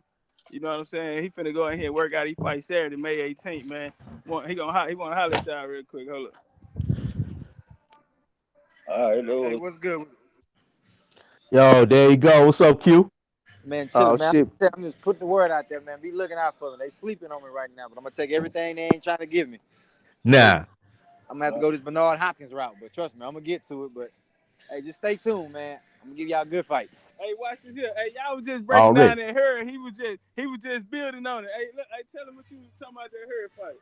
Man, watching that HURD fight, bro, made me proud to be a boxer because people were sleeping on J-Rock because he got knocked out by Twin. But people don't understand, man, Twin is a very big dude. Twin sparred cruiserweights. And so he was naturally bigger than J-Rock. He was stronger. He caught him with the perfect shot. But before that, J-Rock was still giving him hell in the fight, even though I had Twin winning by a round. But everybody was sleeping on J-Rock because HURD the bigger man, but HURD threw a lot of slapping punches. If you take his inside game from him, he ain't got nothing else. He can't box on the outside. He only had 50-some amateur fights, which not to knock it. For him to only have 50-some amateur fights, for him to unify, that's probably unheard of. So you got to tip your hat to him. But when you get in there with a pure boxer, it's going to be exposed because HURD at the same time was still learning on the job because he was getting he easy to hit. And shit, J-Rock shows you just how easy he is to hit. But watching that fight made me proud to be a fighter. I got up and ran 6 miles after I watched that shit. That's what's up. Yeah, see, one thing about that motherfucker HURD, he talking like this.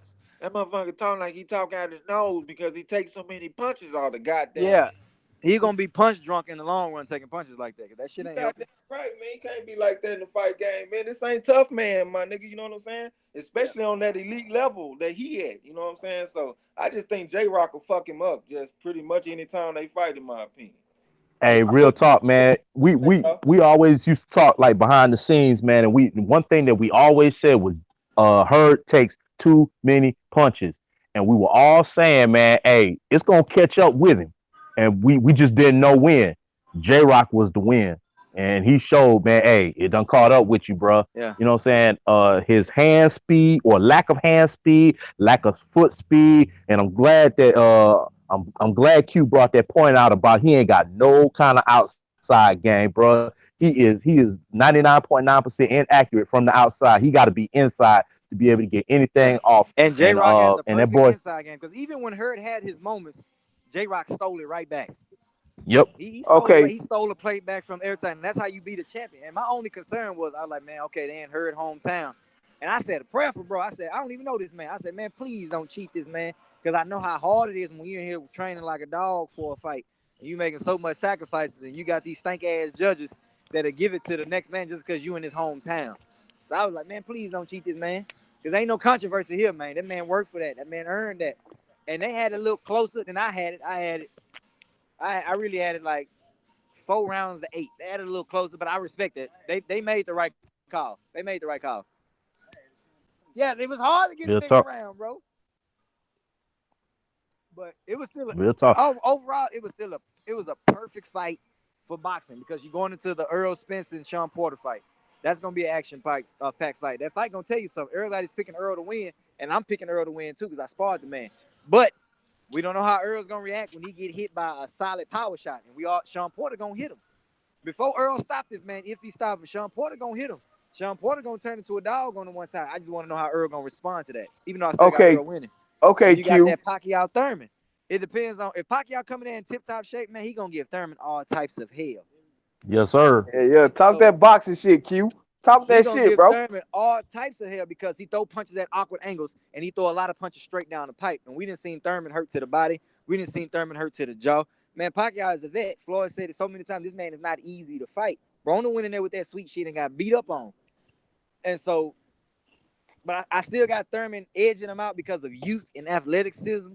But if he not in tip-top shape, if he going there fighting like he fought his last fight against Vargas, Pacquiao gonna beat the brakes off this nigga. Okay, Q. So you gonna be the first official motherfucking boxer that's gonna be on the Crows Chronicle. Make your pick right now and stand by it.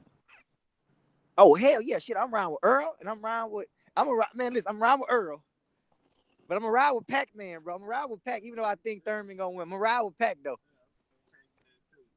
Hey, shit, the majority of us got Pac-Man too, man, bro. I do not like what I saw out of Thurman against Josecito Lopez. Yeah, but I understand what you're saying. But the man was off 2 years. You know, you got certain niggas who can take off 2 years and not have ring rust like Floyd and Ward. Because we've only seen niggas like, and Mikey Garcia did it too. You only seen niggas like them take off for 2 years and come back and still whoop the sleeves off a nigga like they never left. That's not the case with everybody. Every nigga can't do shit like that. But at the same time, the difference between Thurman and Floyd, Thurman was having surgery on these layoffs. Floyd didn't want to have surgery. Them niggas was in the sunsets. Them niggas was having a good time. This nigga was going through restructural surgery and rehab and all that other shit. So you gotta understand. But don't get me wrong, we seen him fight better. But at the same time, we've also seen this nigga get hurt a couple times. We've always seen a nigga hurt with body shots. I seen the nigga get cracked on the chin when he fought that other dude that was undefeated. That really gave me. He stopped the dude, but shit, dude caught that chin. Then he when he fought Soto Carras clipped him early. Yep. So. Yeah. I was gonna say, man, and I understand everything you're saying, and I agree with it, man. But the fact that he took that 2 years off, bro, not only did he acquire ring rust, bro, I think he lost some of his dog too. I don't think his heart is in his fight game no more. That's just the way it appears to me. And that's another thing. I kind of agree with you the same way because you know Earl hungry, Sean Porter, hungry.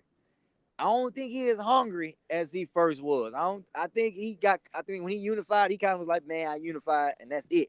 But you gotta understand, niggas weren't talking about unification undisputed until Terrence Crawford did it. You seen niggas unify titles. Yeah, that's okay. But when it comes to undisputed, unify every belt in the fucking division, niggas wasn't talking about doing that since Crawford. Crawford was the first nigga who did it since Bernard Hopkins and Jermaine Taylor. That was damn near 20 years ago. So niggas wasn't really talking about that like that. Niggas was just cool. They was comfortable with 2 belts. Okay, Q. So you sparred against Earl Spence. You sparred against Earl Spence. So how do you feel your sparring against Earl Spence and him fighting against Sean Porter? How do they relate? Me and Sean Porter got 2 totally different styles. See, Sean kind of got some real quick reflexes where he gonna hit Earl, but Earl just such a bigger dude. And Earl's a dog. At the same time, shit, we Sean Porter a dog as well. I didn't have Sean Porter winning that last fight when he fought Ugas. I didn't have him winning. I actually thought he was gonna get knocked out with a pull straight right because Ugas counted that goddamn jab so beautifully. But at the same time, I think Sean gonna learn from that. And when he fight Earl, he's gonna fight Earl better, but he's still gonna lose at the end of the day because he don't hit hard enough. So Q, you on record saying that Sean Porter gonna lose to Earl Spence, and you on record saying that Pacquiao gonna beat Thurman. Yeah. All right, caca. Hey, fuck that. Hey, Q, I'm riding with you, Q. Talk your shit. Chronicle, so everybody make their pick. See, right now we live on the show right now. You know what I'm saying? So everybody make their pick, and everybody that lose goddamn, he'll put him on his show. I'll send you an episode. If you make it, I'll send you one. You know what I'm saying? Well, I'm finna go in here and get one. All right, go on, turn up. Hey, salute to Jay Philly, 88 Sports Talk, my man Robert Stewart. What's up with it, man? They finally got you on the Crows Chronicles, man. They gonna have my boy Robert Stewart front and center on that shit. Salute, fam. Rob Stewart, salute. Hey, Tim Ross hollering at you, Marlo. You said check your Facebook messages. He sent you something. Okay. CSM HBJ though said ask him if he ever sparred Antonio Hatch. They back on. No, he gone, man. He ran the gym. He about to get ready to spar right now, so he finna get on the mission shit. I'm finna go ahead and kick it with him, man. But I'm finna go ahead and kick it with him and shit. But I'm gonna bring him to the corner, man. We gonna have to bring him back. That nigga was talking that shit with he Trey. Yeah, he had some good boxing insight, man, for sure. Benedict Emmanuel said Spencer's going to break him down slowly. Yeah, I can see it. Jay Philly said Porter got dropped by Broner late. Spence hits harder than Broner. Well, the thing is, that fight was at 145. So when you drain that weight from you and shit, that's going to take some of the blood-brain barrier around your brain, and that's cushioning for your brain. You know what I'm saying? So it make it easier for you to get dropped and shit when you drain that weight like that.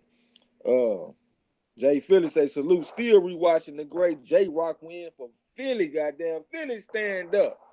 Goddamn, say man, Philly style versus Mexican style. Who wins? Goddamn. My boy Chris Rainer always talking about that Mexican style shit. I'm saying Philly style. Goddamn. I got Philly style too. They go to war. Philly style, goddamn, is tough, but it got some skills with it too. You know what I'm saying? I know he'll chop over there, hottest fish grease right now. Robert Stewart said Thurman going to be packed, man. I might have to go ahead and take Thurman, man. Out with the old, in with the new. Like my man said, he young, the motherfucker, athletic. You know what I'm saying? I might have to go ahead and take Thurman. I hate to do it, but I have to do it, man. Jay Philly said, Philly easy, die with this shit. Yeah, man, that motherfucker, Nassim Richardson, he said that people in Philly, when they street fight, they use the jab. You know what I'm saying? That's a fighting city, man. That's what I'm talking about. That's why I want to see J-Rock versus Tony Harrison. If Harrison able to get past Charlo. And I heard J-Rock already talking about that fight, talking about him and Harrison. They could unify for big money. So I would not mind seeing that fight, man. Goddamn Philly versus Detroit. I know they talking about Mexico versus Puerto Rico. That's player. But for me, Philadelphia versus Detroit is player as fuck. You know what I'm saying? So I hope that we get a chance to see something like that, man. But okay, we done pretty much got through all the topics and shit, man. We're gonna go ahead and slide into a little bit of trivia or something. I mean, what y'all want to do? Because I got a breakdown for Joe King that I've been meaning to do. I've been having this shit for like 2 weeks, and we can do some trivia. So y'all let us know in the chat what y'all want to do. Somebody about to say something? Nope, everybody on mute. Hey, look, now I was gonna say that Jan Ross was telling us about that league. He said he's starting up a weekly boxing prediction league, getting together boxing fans from Facebook and YouTube and fighters to have some fun with and pick winners every fight, every week. And it's free to join. I told him I'm down. You know, I said, hey, that sounds dope right there, man. I ain't gonna even lie. That's almost like fantasy football for boxing. Yeah. Hell yeah. Make sure every loser gets to go to Crows Chronicle. Man, ain't nobody talking about your old raggedy ass Crow Cafe, nigga. Motherfucker, I just got a professional boxer to commit, so everybody got to commit now. Shit. Jacob Jennings said Pacquiao was dropping motherfuckers 10 years ago. Not lately. He's fast, but all he does is getting you against the ropes and flurrying with punches. Jay Philly said that would be a good fight, but I think Charlo will win the rematch. Goddamn. Make sure you come eat your crow, Jay Philly. Goddamn, I was starting to like you. Bad Bart said jab and fights. My goodness. Yeah, them motherfuckers getting it in, man. Bonton South D-Town, what's up with it, man? Peace. Jay Philly said, I like Harrison, though. Hope he win. Yeah, I think Harrison going to go out there and beat him, man. We talked about it earlier, but I just like taking a more skilled boxer in the rematch and shit. You know what I'm Robert Stewart said Taylor gonna stop Alvin Baranchis with them body shots on his motherfucking ass. I can see it, man. That's one thing about Taylor too, man. He upstairs, he downstairs, and he mix upstairs and downstairs. Like he'll rip shots to the body. You think he gonna go back to the body, but he going to the head this time. He just leave you guessing and shit. You know what I'm saying? That's why I think he a hell of a fighter. But I see y'all trying to duck this trivia, so I'm about to go ahead and slide that way. Yeah. Yeah, they trying to. I'm ducking, bro. I'm ducking, bro. Yeah, well, goddamn, you ain't got nothing to say about that trivia, huh? Hey, man, you got anything to say, man? What about the trivia or about boxing in general? About the topics? Yeah. Yeah, I got a lot to share about the topics, man. Listen, I might have to sit in the cafe, bro, but I dead ass got Thurman losing to Pacquiao, bro. There you go. Real talk. Hell yeah. Yeah, I'm gonna make my pick right now, man. Thurman is ready for the picking. This man is ripe. You know, the fruit is ripe. That fruit is ripe and it's hanging low. And fucking Pacquiao about to pick his bitch ass off the tree. We saying that Thurman. You see, the thing is that Trey is saying that you know, he in with the new, out with the old and shit like that. Thurman old too, bro. This nigga body is old, man. Pacquiao had a false injury with the shoulder injury, which the salt water cured. Thurman never found that type of salt water, so his everything is still fucking injured. His shoulder, his elbow, all that shit he was complaining about. The nigga even said he had a fist injury. Like, Thurman is all fucked up in the game, man. He's a fragile fighter. So therefore, when it comes to this bullshit, he might go in there and get his ass folded the fuck up. I just don't believe he's rugged enough to face a guy like Pacquiao. You gotta be tough to fight Pacquiao. Skills alone is not enough. Floyd Mayweather had the most skills, and he still had to show toughness to sit there and last. Thurman chin is weak. Like boy, we just had on the boxer that went to do spar and shit like that. The one that Top Cash brought on. He said something I've been saying for a long time. Thurman chin is weak. His body weak too. We saw his body cracked against boy from Brooklyn. I forgot. I can't think of his name right now. Luis Collazo. We saw his body rocked against Luis Collazo. So we sitting here thinking like it's only his body. We saw his chin rocked against Soto Karass too. Soto Karass wasn't knocking nobody out, but all it took is for him to land a decent little punch on Thurman's chin and had Thurman running like a motherfucker, man. So therefore, the man chin in his body is weak. Danny Garcia broke his elbow. Niggas done broke his ribs. Everything on this man is weak, bro. Everything on him. He's just not that type of guy. After every fight, Thurman looked like he'd been through war. It looked like he got dragged by a horse with his fucking legs tagged onto the fucking back of the horse leg, bro. He looked crazy after every fight. You feel me? So he don't got it, bro. This is not him. Thurman is not that guy. He's not rugged enough. Switch. Next one. We got Spence versus Sean Porter. I got Spence dogging out Sean Porter, man. Spence is he's a good boxer. See, Spence didn't promise to knock out Mikey Garcia. He promised to show Mikey Garcia that he's a good boxer, that he got boxing skills too. And he went in there and probably saved Mikey Garcia the embarrassments of a knockout, which got Mikey Garcia and Danny Garcia now talking about pay-per-view. But this Spence went in there and dogged out Mikey Garcia and beat his ass the way Spence normally fight and destroy his body, destroy his head, relentless, and not try to outbox him. Hey, guess what? Mikey Garcia might not have been a pay-per-view fighter right now because they plotting the pay-per-view. So therefore, Mikey Garcia and Danny Garcia, if this fucking pay-per-view come through, y'all niggas owe Spence a lot. Y'all gotta thank this man and bow down to him, man. Real talk.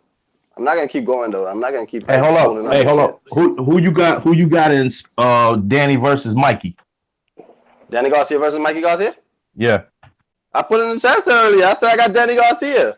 Oh, okay. And let me break it down why.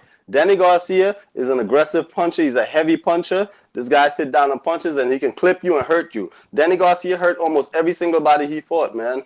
And Mikey Garcia, I just don't believe he's strong enough to hurt Danny Garcia. I don't believe he's elusive enough. Yeah, he got his good little 1-2 fundamentals, but I don't believe he's elusive enough, or he's even doggish enough to sit there and outbox Danny Garcia. I believe Danny Garcia left hook might catch up to him. Talk that shit, man. Talk that shit, man. Talk that shit. Listen, man, I think Danny Garcia is going to beat him. Chances are Danny Garcia might stop him later on in the fight. We don't see Spence beat down on him. Spence might have fucking damaged his chin. You feel me? L just saying that because you agree with him. I don't know if he hey, but that's my opinion for real. On top of it, we got this rematch with my boy Jamel Charlo versus Tony Harrison. I thought Tony Harrison clearly beat Jamel Charlo. He dogged him out in the entire fight. He dog-walked him. Jamel Charlo landed on him, but he needed adjustments. You see the same way the Deontay Wilder versus Tyson Fury fight went with Deontay Wilder. If he adjusted the right hand a little bit more to the left, which is Tyson Fury ducking to the right, it would have worked out perfectly. But he just didn't make the adjustments in time. So the rematch would have been fucking round 13. And Tyson Fury said, nigga, the rematch is not round 13. I don't want no smoke, and duck the fuck out the bitch. So therefore, he's going to take years to come back and fight Deontay Wilder. And it's the same thing, I think, with this fight, except Tony Harrison might just have too much heart for his own good. And that's why he might go in there and get dogged out. I got Jamel Charlo catching up to him this time. Jamel Charlo, I believe he might make the adjustments because he was missing by the fucking skin of his teeth, like a fucking strand of hair, bro. He's barely missing. But when he did connect, he still was rocking the shit out of Harrison, and Harrison had to take off on his Thurman shit, bicycle style, BMX, fucking Huffy bikes. You feel me? So in this rematch, I believe Jamel Charlo might be able to make the adjustments, and I'm willing to sit on the cafe for it, bro. Talk that shit, man. Yeah. Oh, Baranchik gonna get dogged out by Josh Taylor. All right. Let me jump in the chat a little bit.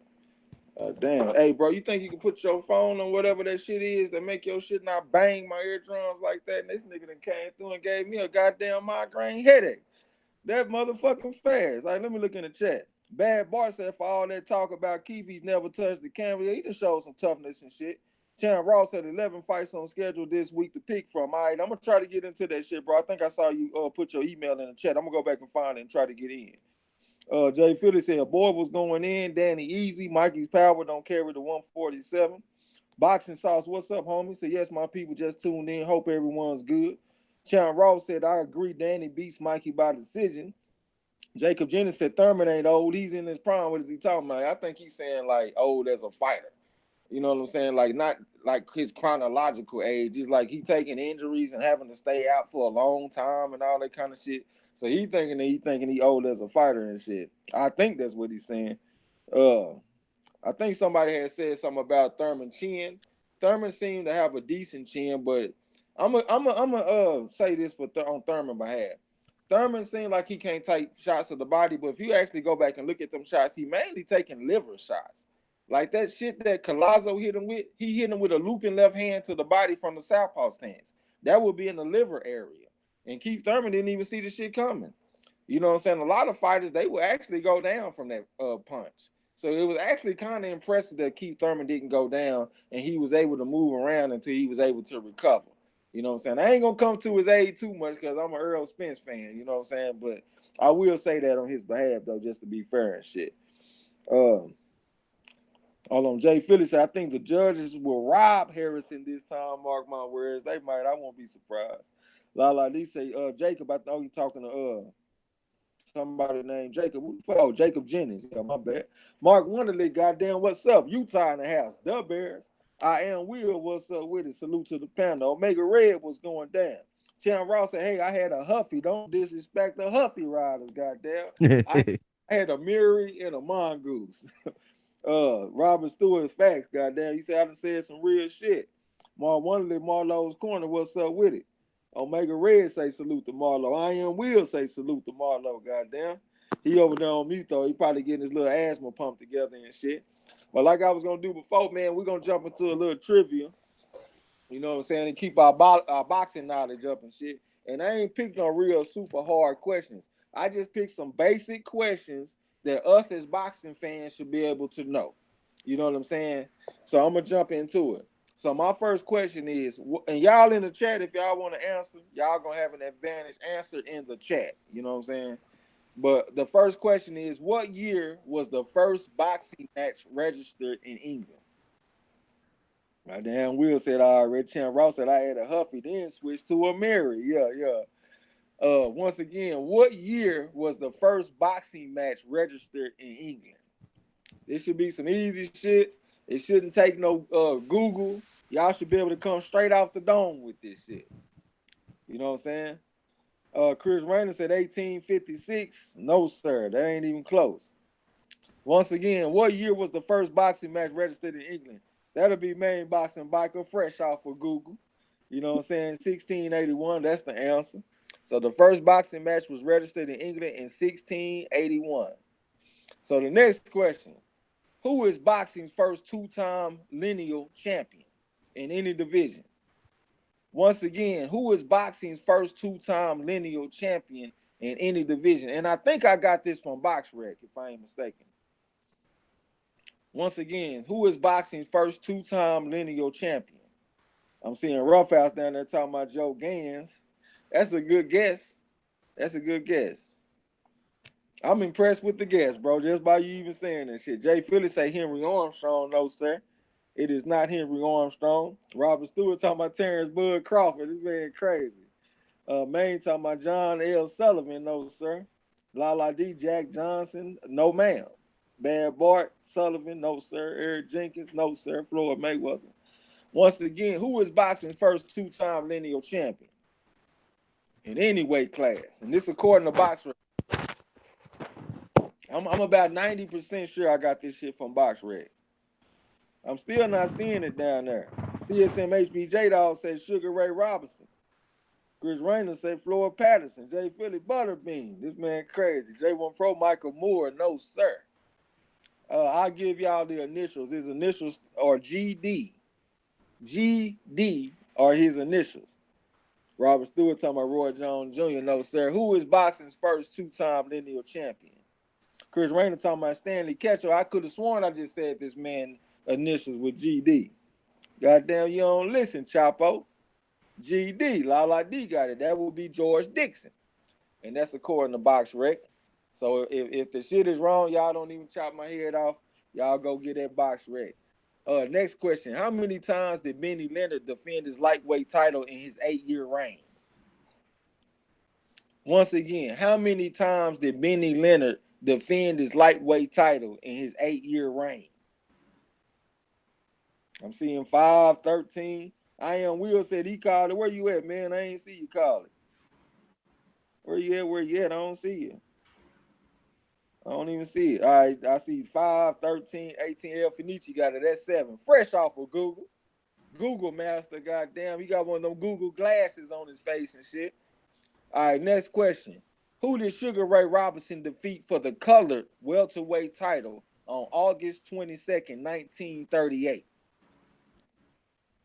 Once again, who did Sugar Ray Robinson defeat for the colored welterweight title on August 22nd, 1938? And if y'all don't get the answer, I would throw a hint out there. You know what I'm saying? So I'll let y'all take a shot. Who did Sugar Ray Robinson? Yeah, Jay Philly Google is his friend. Yeah, his best friend. Like they say Williams. No, ma'am, it is not Williams. Who did Sugar Ray Robinson defeat for the color welterweight title on August 22nd, 1938, my bad. 1938.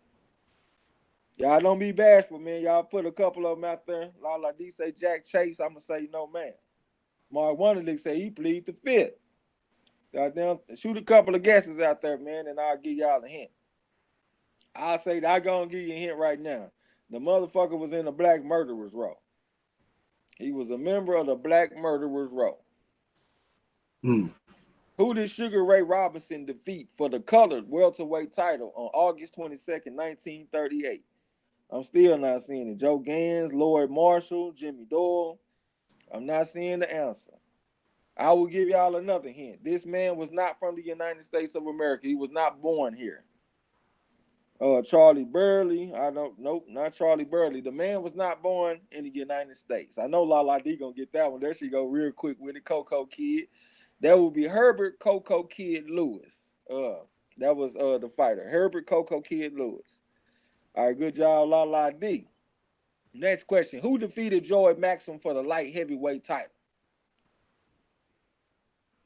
Once again, who defeated Joey Maxim for the light heavyweight title? Lala D talking about, I got it. Yeah, you done went through the whole list of Black Murderers Row fighters. You ain't got but 9. Who defeated Joey Maxim for the light heavyweight title? I'm not seeing it. Right next to Champ talking about Billy Conn. Jay Philly, yeah. J1 Pro talking about Lala D the truth. Yeah, she the truth, man. She done won the tournament and everything. I am Wilson. I ain't gonna act like I knew that one. I'm still not seeing it. Where y'all at? Who defeated Joy Maxim for the light heavyweight title? Goddamn, this is all-time great. Y'all need some initials? I'm still not seeing it. Sugar Ray Robinson. Well, I think that's what El Fenici saying. There's a Charles. No, not there's a Charles. For the light heavyweight title. Lala D said, Trey, it's you horrible. You know I got to give you a hard time. All right, there go Bad Bart with it. Archie Moore. I think that's the first person to say Archie Moore. No, that's who it is. That's Archie Moore. That's a good one for Bad Bart. You know what I'm saying? All right, the next question. How many consecutive times did Joe Louis defend his heavyweight title? And according to Roger Mayweather, if you don't know the answer to this question, you don't know shit about boxing. Goddamn, most people don't know shit about boxing. How many consecutive times did Joe Louis defend his heavyweight title? I am Will said, Trey, I got to sub your page. Yeah, you already subbed to my page. If you sub to Marlo's Corner, man, I'm the co-host over here. You know what I'm saying? I don't even make no content or nothing. How many consecutive times did Joe Louis defend the heavyweight title? I still don't see it, y'all. All right, Rough House Boxing TV got it. That'll be 25 consecutive times. He actually had 26 of them, but one of them was an exhibition. So they only count 25 of them. That's a good job by Rough House. Quick on the Google. All right, what fighters won 3 Olympic gold medals? And I gotta put this out there because everybody say they always bust a nut when somebody say Lomachenko won 2 Olympic gold medals. So I called to name the fighters that won 3 Olympic gold medals. You know what I'm saying? Once again, what fighters won 3 Olympic gold medals? Just give me their last names. Can I give him a hint?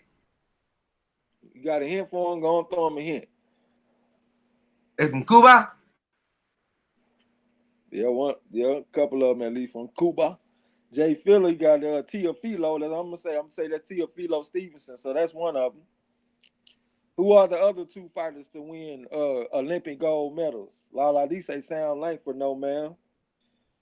All right, Roughhouse, he got Jay Philly got the Teofilo Stevenson, and then Roughhouse got the Laszlo Pap, and he also got Teofilo Stevenson. I'm looking for the other one. All right, Marlo got the other one, Felix Savon, and Roughhouse got it too. So that'll be Teofilo Stevenson, Felix Savon, and Laszlo Pap. They all got 3 Olympic gold medals. But Teofilo Stevenson, he could have got 4 Olympic gold medals. But his Olympic team, they protested one of his stable mates that got robbed. Like they got robbed in the fight, so his team just said, "Fuck it, we boycotting." So that's why he didn't go for the 4th medal. But if they wouldn't have done that, Teofilo Stevenson could have had 4 Olympic gold medals. You know what I'm saying? All right, next question. What is seen as Thomas Hearn's pinnacle achievement and earned him Fighter of the Year in 1984? Once again, what is seen as Thomas Hearn's pinnacle achievement and earned him Fighter of the Year in 1984? All the belts, no sir. I don't be giving none of these questions to Marlo or none of the answers either. So if he down there participating with y'all, it's all good because I don't be giving him none of that shit. All right, Rod X, the champ got it. Hey, they don't call him the champ for nothing, man. He was the first person to knock out Roberto Duran. Jay Felix say beating Duran. Chris Rayner say the same thing, see, but you got to know he was the first person to knock out Duran. You know what I'm saying? So that was it. So the next question. What light heavyweight champion did Charlie Burley defeat in a 1944 middleweight bout? Bad motherfucker. Matter of fact, this fighter that he beat, he was talking about him in the interview. He was like, shit, I don't want to talk about these other motherfuckers. I want to talk about Charlie Burley. What light heavyweight champion did Charlie Burley defeat in a 1944 middleweight bout? Ian Wilson knocked Duran smooth the fuck out. They said he hit him with a right hand that looked demonic. You know what I'm saying? Lala D guy, how you know that, girl? Archie Moore. You must remember that from that Top Cash video. That's what that shit is. But yep, it's Archie Moore. He beat Charlie Burley beat Archie Moore in a 1944 middleweight bout. That show you how bad of a man Charlie Burley was. You know what I'm saying? He was cold. They got one of his too. Gotta be more quick than that. Look at Rough House right at the bottom. All right. Gotta be more quicker. I think Lala D gonna fuck around and get this next one. I'm gonna predict it. Who defeated James Rude Ferns for the welterweight title on December the 18th, 1901? I am Will say, y'all schooling my black. Nah, see, that's why we do this shit, man, so we can stay on our toes. You know what I'm saying? We got boxing channels and shit. We talk boxing, so we can't just be green on everything. We need to know some of this shit, you know what I'm saying? So that's why we do it. But once again, who defeated James Rude Ferns for the welterweight title on December the 18th, 1901? Jay Philly say, good question. Appreciate it, man. We're going to try to hold it down. Chris Rayner, Jack Johnson, Rod X, the champ say, George Dixon, no sirs.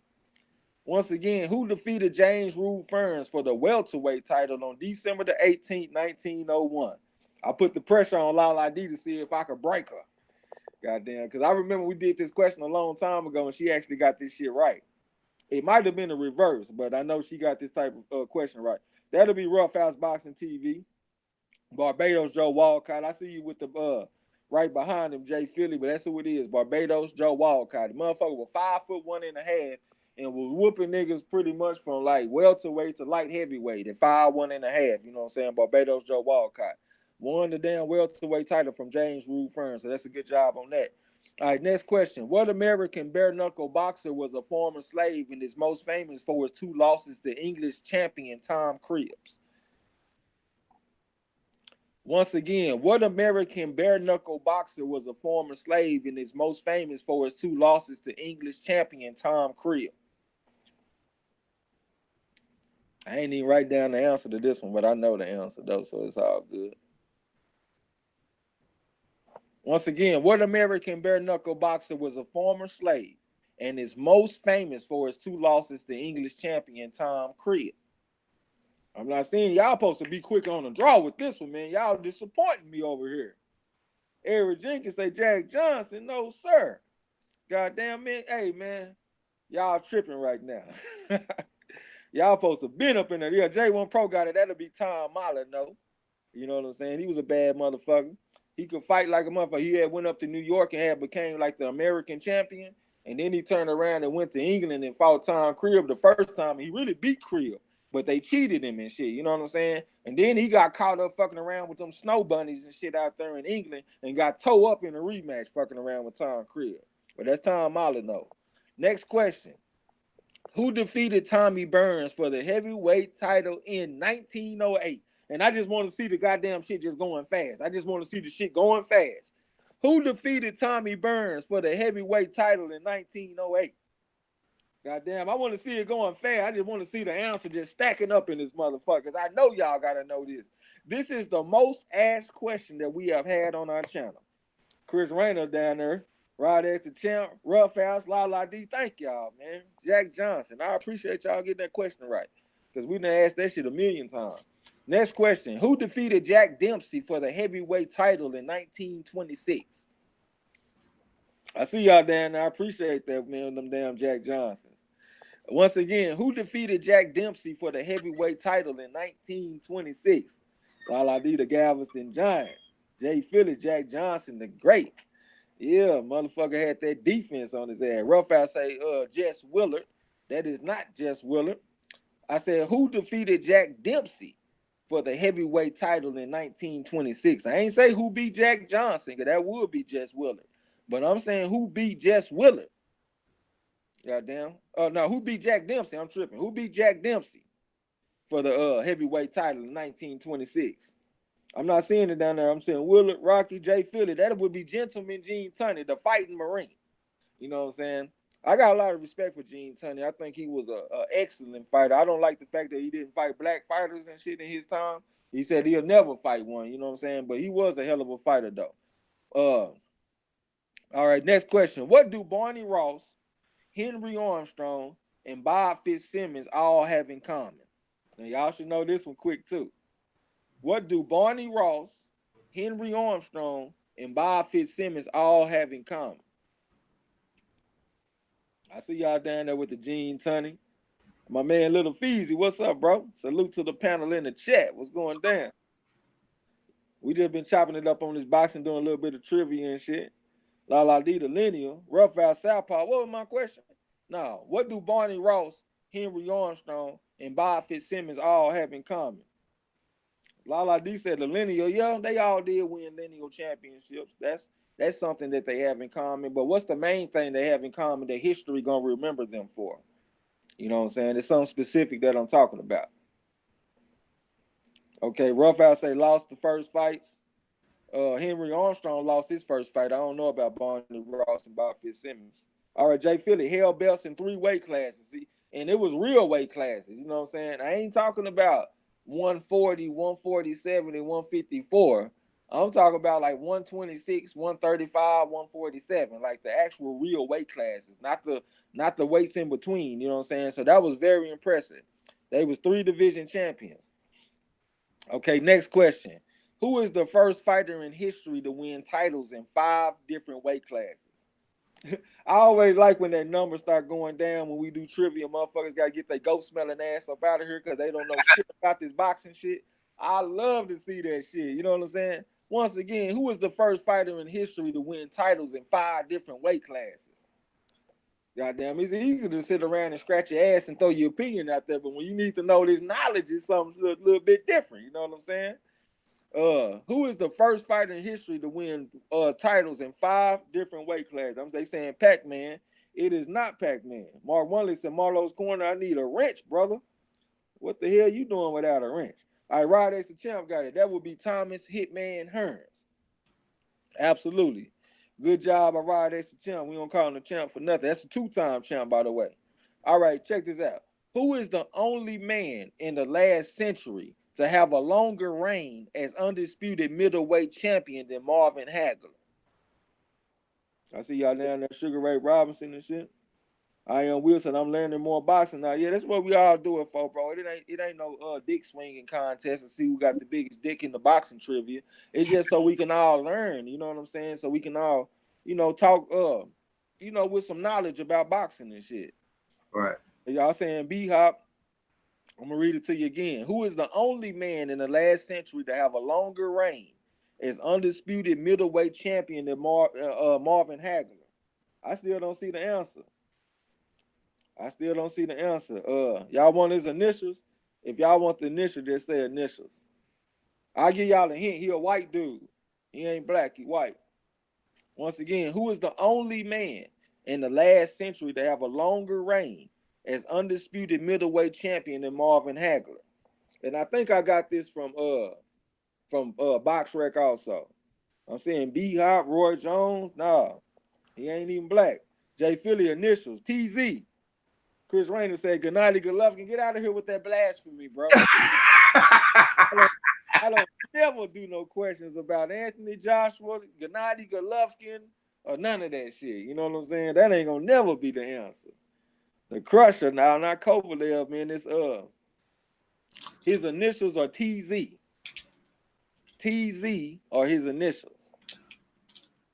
Goddamn, as in Tony and Zebra. Huh? All right, there we go. I had said his first name. The Roughhouse got it. That'll be Tony Zell. They call him the Man of Steel. You know what I'm saying? I watched some of his fights. I watched this fight he had with Tony Canzoneri. Tony Canzoneri lit his motherfucking ass up. But Tony Zell was tough and he had some power and shit. So he was the longest reigning middleweight champion in the last century. All right, next question. Who do some historians credit for inventing shadow boxing in the hanging heavy bag? Once again, who do some historians credit for inventing shadow boxing and the hanging heavy bag? I'm going to read it to y'all again. Who do some historians credit for inventing shadow boxing and the hanging heavy bag? Chris Rainer said, don't be smashing on my boy Triple G. No, I'm just playing. I know you playing, man. Triple G, man, come on, bro. Goddamn, I can understand Canelo, but not Triple G. Who do some historians credit for inventing shadow boxing in the hanging heavy bag? Jay Philly got it down there. That'll be George Dixon. George Dixon. That's a good job. Next question. Y'all should be able to get this one with the quickness. Who won Manager of the Year in 2005 and 2013 and studied economics at Harvard? Once again, who won Manager of the Year in 2005, 2013, and studied economics at Harvard? Once again, who won Manager of the Year in 2005? In 2013, it studied economics at Harvard. That would be Al Heyman, and that would go to Rod X and Champ. La D right behind. I see you, Brooklyn child. What's up, man? What's going down? Bobby Jean, yeah, Big Al, goddamn Al Heyman. Al Heyman been putting on some good fights and shit too, man. The PBC cards be feeling like a holiday, you know what I'm saying? All right, next question. Who was Al Heyman's first client as a fighter? So who was Al Heyman's first boxing client? So who did he represent first or whatever? Once again, who was Al Heyman's first client? Yeah, Marlo down there with it.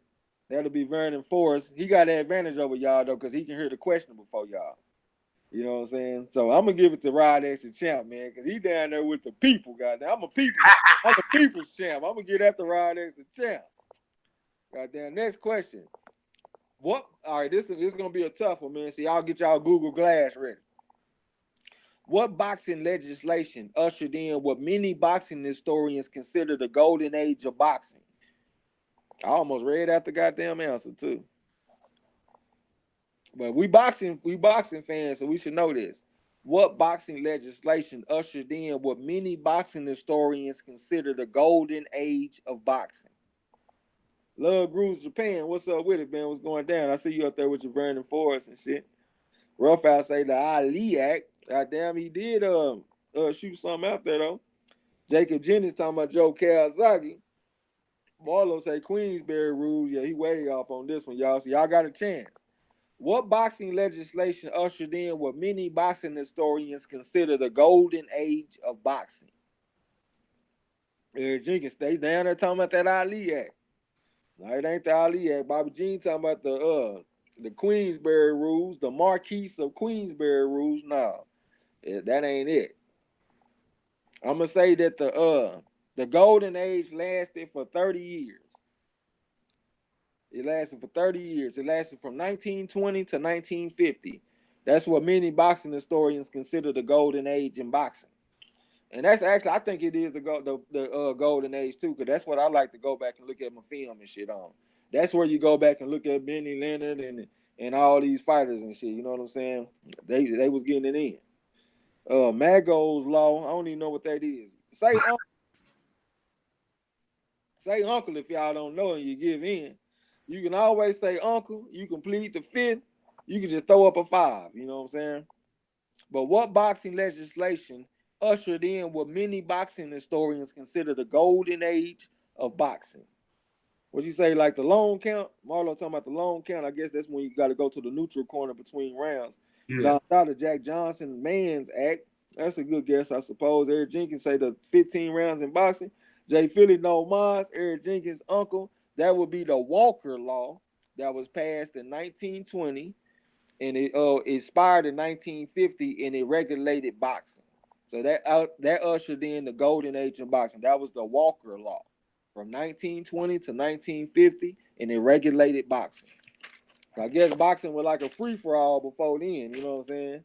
Don Dada said, we not boxing fans. See, that's one thing about this channel, man. Like, we try to make ourselves better boxing fans. Because before I came to this channel and started doing trivia and shit, I didn't know none of this shit that I know about history. You know what I'm saying? Like, I was green as goddamn Anthony Yard. So, this shit don't really help. All right, next question. What 3 men do historians say wanted no smoke with the Black Murderers Row? It's 3 fighters that history looks back on, and they say they ain't want no smoke with the Black Murderers Row. Chris Rainer said, I don't know shit about boxing. That's a champion. El Chapo, he won the last tournament. Once again, what 3 men do boxing historians say wanted no smoke with the Black Murderers Row? I got all into it. I started to say the damn answers again. I am weird down there laughing. What 3 men do historians say wanted no smoke with the Black Murderers Row? Don Dada said Walker Act, did he lose? I don't know what you mean, bro. They said that's what. Before that, they was like having boxing matches anywhere. You know what I'm saying? When the Walker Act came in, started being sanctioned, I believe. Like governed. How you say it, bro? Like governed. Yeah, I know what you mean. Okay, Rod X the Champ. He gave you what he give you out of there? He didn't give you none of them. That was a good. Damn, Champ had me going. I thought he had went out there and put it on out there. All right, Jay Philly got one. Rocky Graziano. There go Roughhouse with another one. That'll be Jake LaMotta. Or if Jay Philly got that one, that's Jake LaMotta. My bad. Jay Philly got that. So we got Jake LaMotta. Rod X had that one too. So we got Jake LaMotta, Rocky Graziano, and what's the other one? It's one more. It's one more. I started to give y'all a hint, but I got that in another question. You know what I'm saying? So I can't give you no hint. You talking about Marshall. There's one more. Let me make sure y'all ain't got it. I don't see it. There's one more. You got Jake LaMotta, Rocky Graziano, Lala D say Sugar Ray Robinson. Hey, that's a good guess because they say Sugar Ray Robinson didn't want no smoke with Charlie Burley, but he did beat Coco Kid for the colored colored welterweight championship. You know what I'm saying? So technically, Sugar Ray Robinson did fight the Black Murderers, bro. Amos Pagan, Macho Time. What's up with it? Welcome to the gym. This your first time. Chris Rainer said, y'all see El Fenici scary ass dipped off. Yeah, he always talking that shit about that old ass Crow Cafe. But when the trivia come, he got to get his ghost smelling ass up out of here. All right, man, I'm going to go and just give y'all the answer. That would be Tony Zell. So it's Tony Zell, Jake LaMotta, and Rocky Graziano. They didn't want no smoke with the Black Murderers Row. So next question. According to BoxRec, how many times did Archie Moore fight a member of the Black Murderers Row? Don Dollar said the Great White Hope. I didn't know he was the Great White Hope. I know that was Jim Jeffries. That was the Great White Hope. According to BoxRec, how many times did Archie Moore fight a member of the Black Murderers Row? Roughhouse say 62. That is too much. Don Dada say 5. Rod S. and Champ say 14. You're a little warmer. You getting warm down there, Champ. I know what Chris Rain about to start doing. He just about to start counting down and shit. That's what he do. I already know El Chapo. According to BoxRec, how many times did Archie Moore fight a member of the Black Murderers Row? I'm gonna say Rod X and Champ, he won. J1 Pro, Marlo's Corner 12. Rod X and Champ 16. You're getting warmer. La D 17. You're getting warmer. Goddamn. 18. Eric Jenkins. That's 18. So according to BoxRec, Archie Moore fought members of the Black Murderers Row 18 times. So he was no stranger to them fighters. That's why he was giving fighters like Charlie Burley so much credit and praise. You know what I'm saying? So next question. According to BoxRec once again, how many times did members of the Black Murderers Row fight one another? And this, according to my count, I will say, and I did take time to actually go through. I took all the members of the Black Murderers Row, and I counted up how many times they fought each other. And I didn't count none of the shit twice or nothing. I had a little system for doing this, you know what I'm saying? But I actually went through and counted that shit up, according to BoxRec. And that's Roughhouse Boxing TV. He got it. That'll be 62 times. That was the count that I got. They fought each other 62 times. Okay, next question. How old was Archie Moore allegedly when he won his first world title? And I say allegedly because that motherfucker always say that he don't know how old he is. They lost his birth certificate and shit. So how old was Archie Moore allegedly when he won his first world title? I see y'all down there, Roughhouse with the 62, Lala 63, Rod X with the 63. Yeah, I had counted 62 though. So we're gonna go and just be a slave to my count.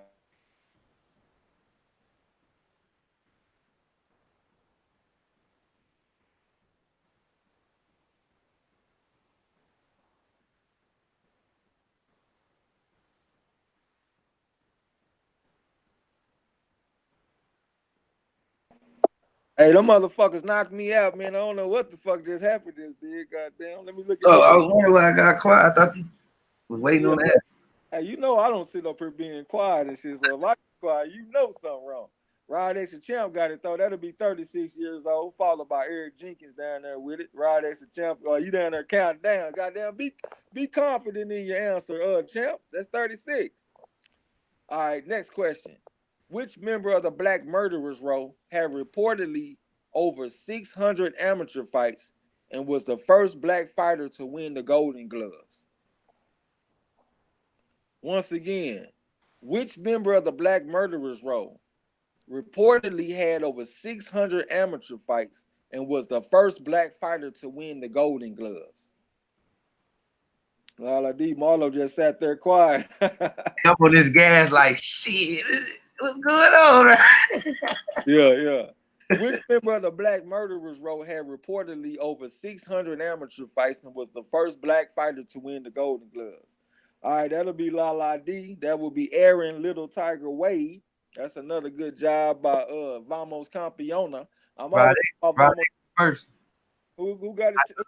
Not trying to take your points, but you did get it. But Rod X up there first. Yep, he sure did get it first. My bad about that, champ. Goddamn, I'm giving Lala D all this praise. That'll be Rod X the champ, Aaron Little Tiger Wade. Good job. Both champs got it. Yeah, both of them are champs too. Rod X a 2-time champ, and Lala D is Vamos Campeona. All right, the next one. Who beat Aaron Wade by mere inches in the 1934 Golden Gloves, according to the Chicago Tribune? Once again, who beat Aaron Little Tiger Wade by mere inches in the 1934 Golden Gloves, according to the Chicago Tribune? Yeah, Rod X fucking got it. Yeah, he got it. Rod X, bad man. Once again, who beat Aaron Little Tiger Wade by mere inches in the 1934 Golden Gloves, according to the Chicago Tribune? Lala D said Jack Chase. Rod X the champ said Coco Kid.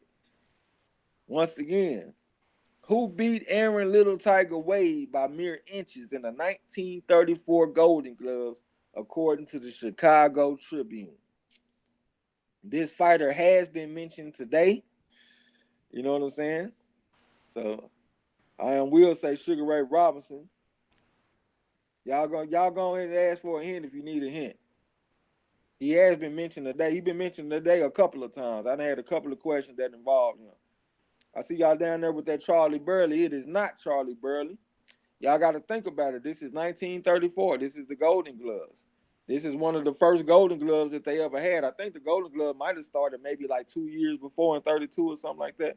Or this might have been the first year. I can't remember. But yeah, there we go. J1 Pro got it. J1 Pro Da Vinci. That'll be Tony Zell.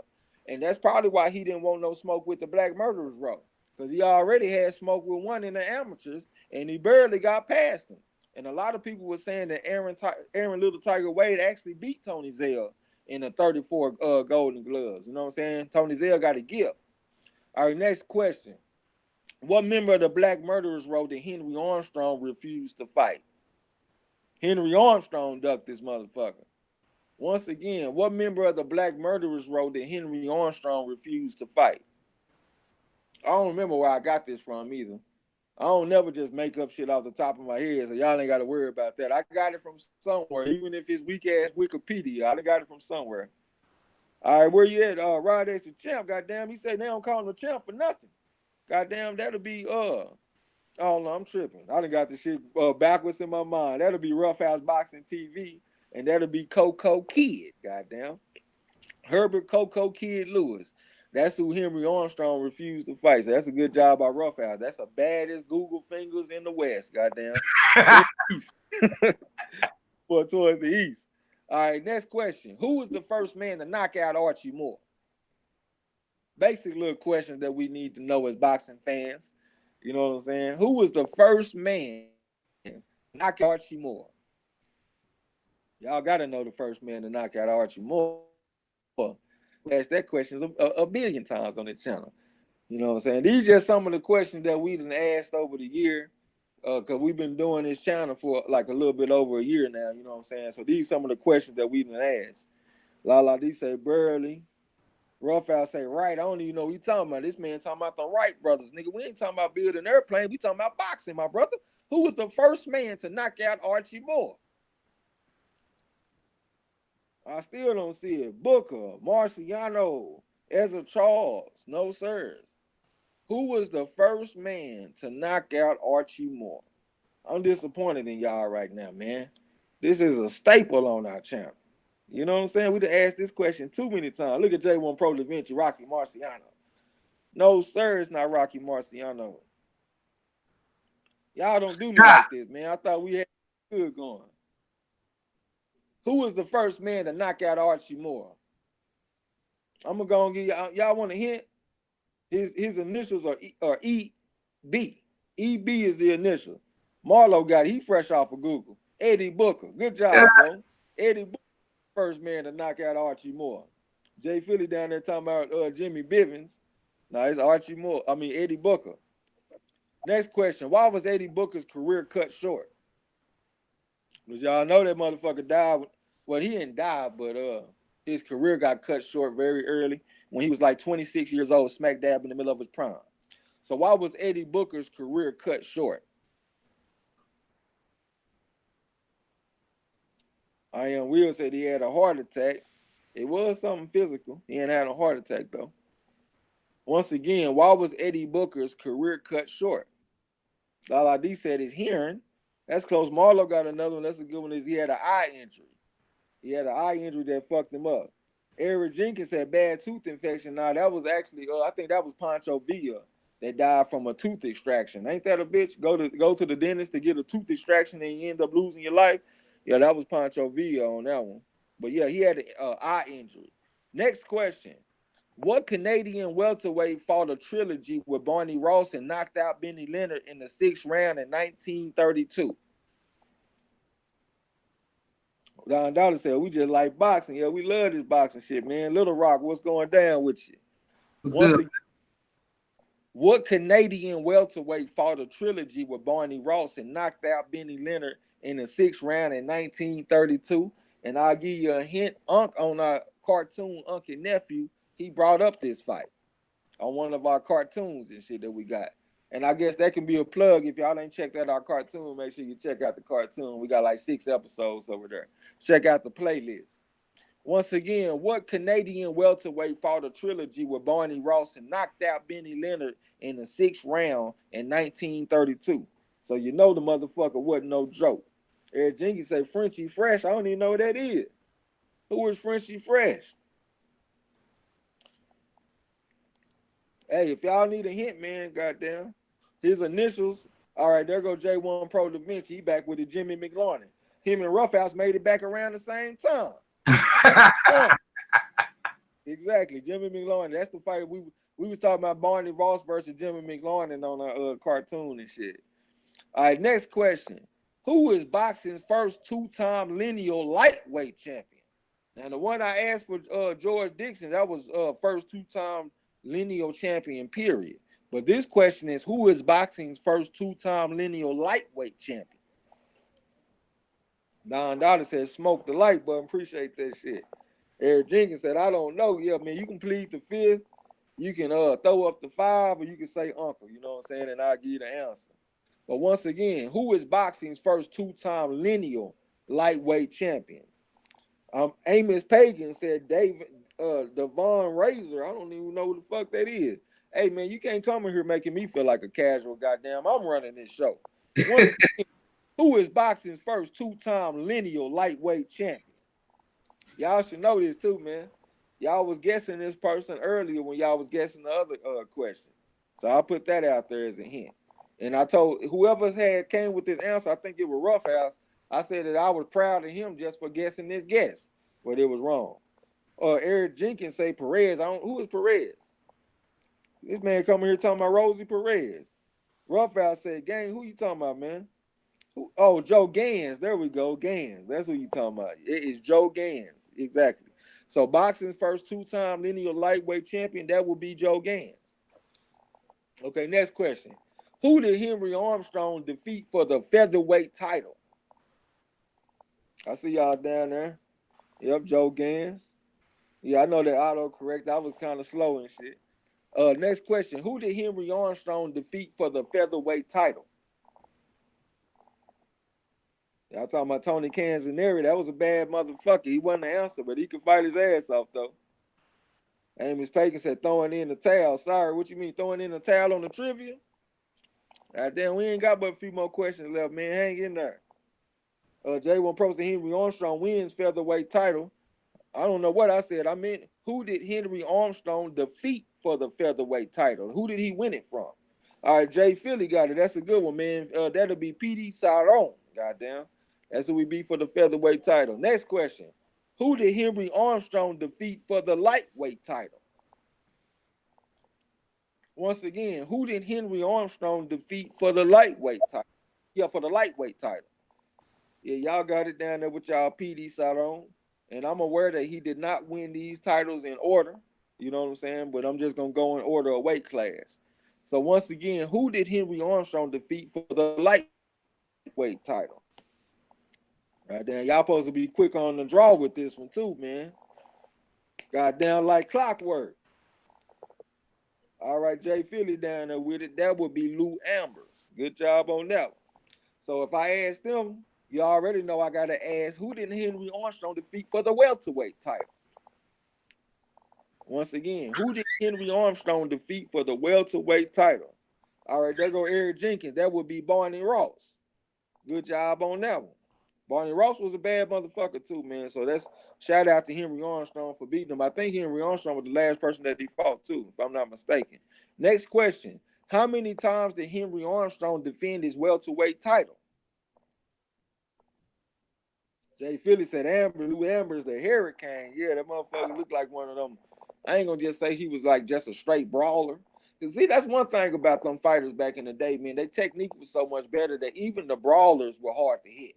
Like even if you look at somebody like Jake LaMotta, he kept his head off the center line and shit. Even though he was a brawler, he wasn't like a stand up straight type of fighter. He had his head off the center line. He was kind of crouching and shit. So he made himself a small target. You know what I'm saying? Them just the type of skills that they had back then. So once again, how many times did Henry Armstrong defend his welterweight title?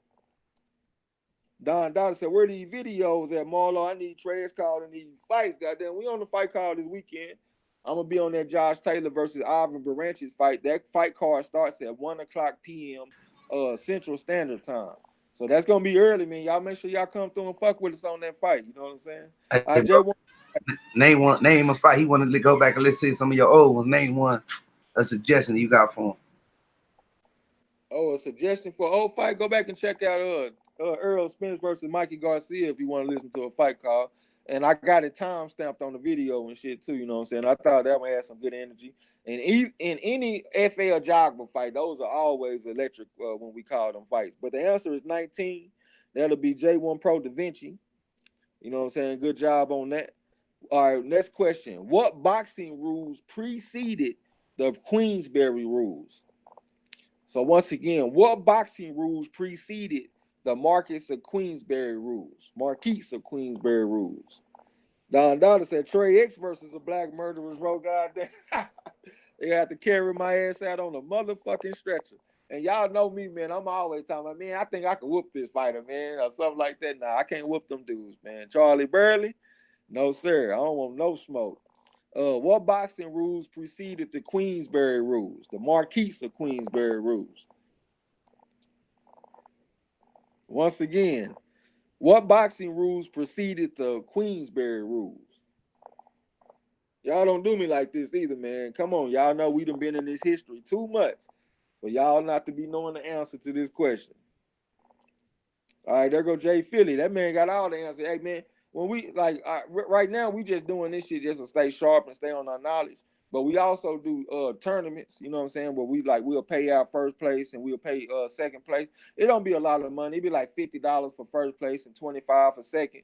But come through and fuck with us on that, man, because you seem like you got a lot of knowledge with the history. Next question. Who holds the record for the most fights in one calendar year?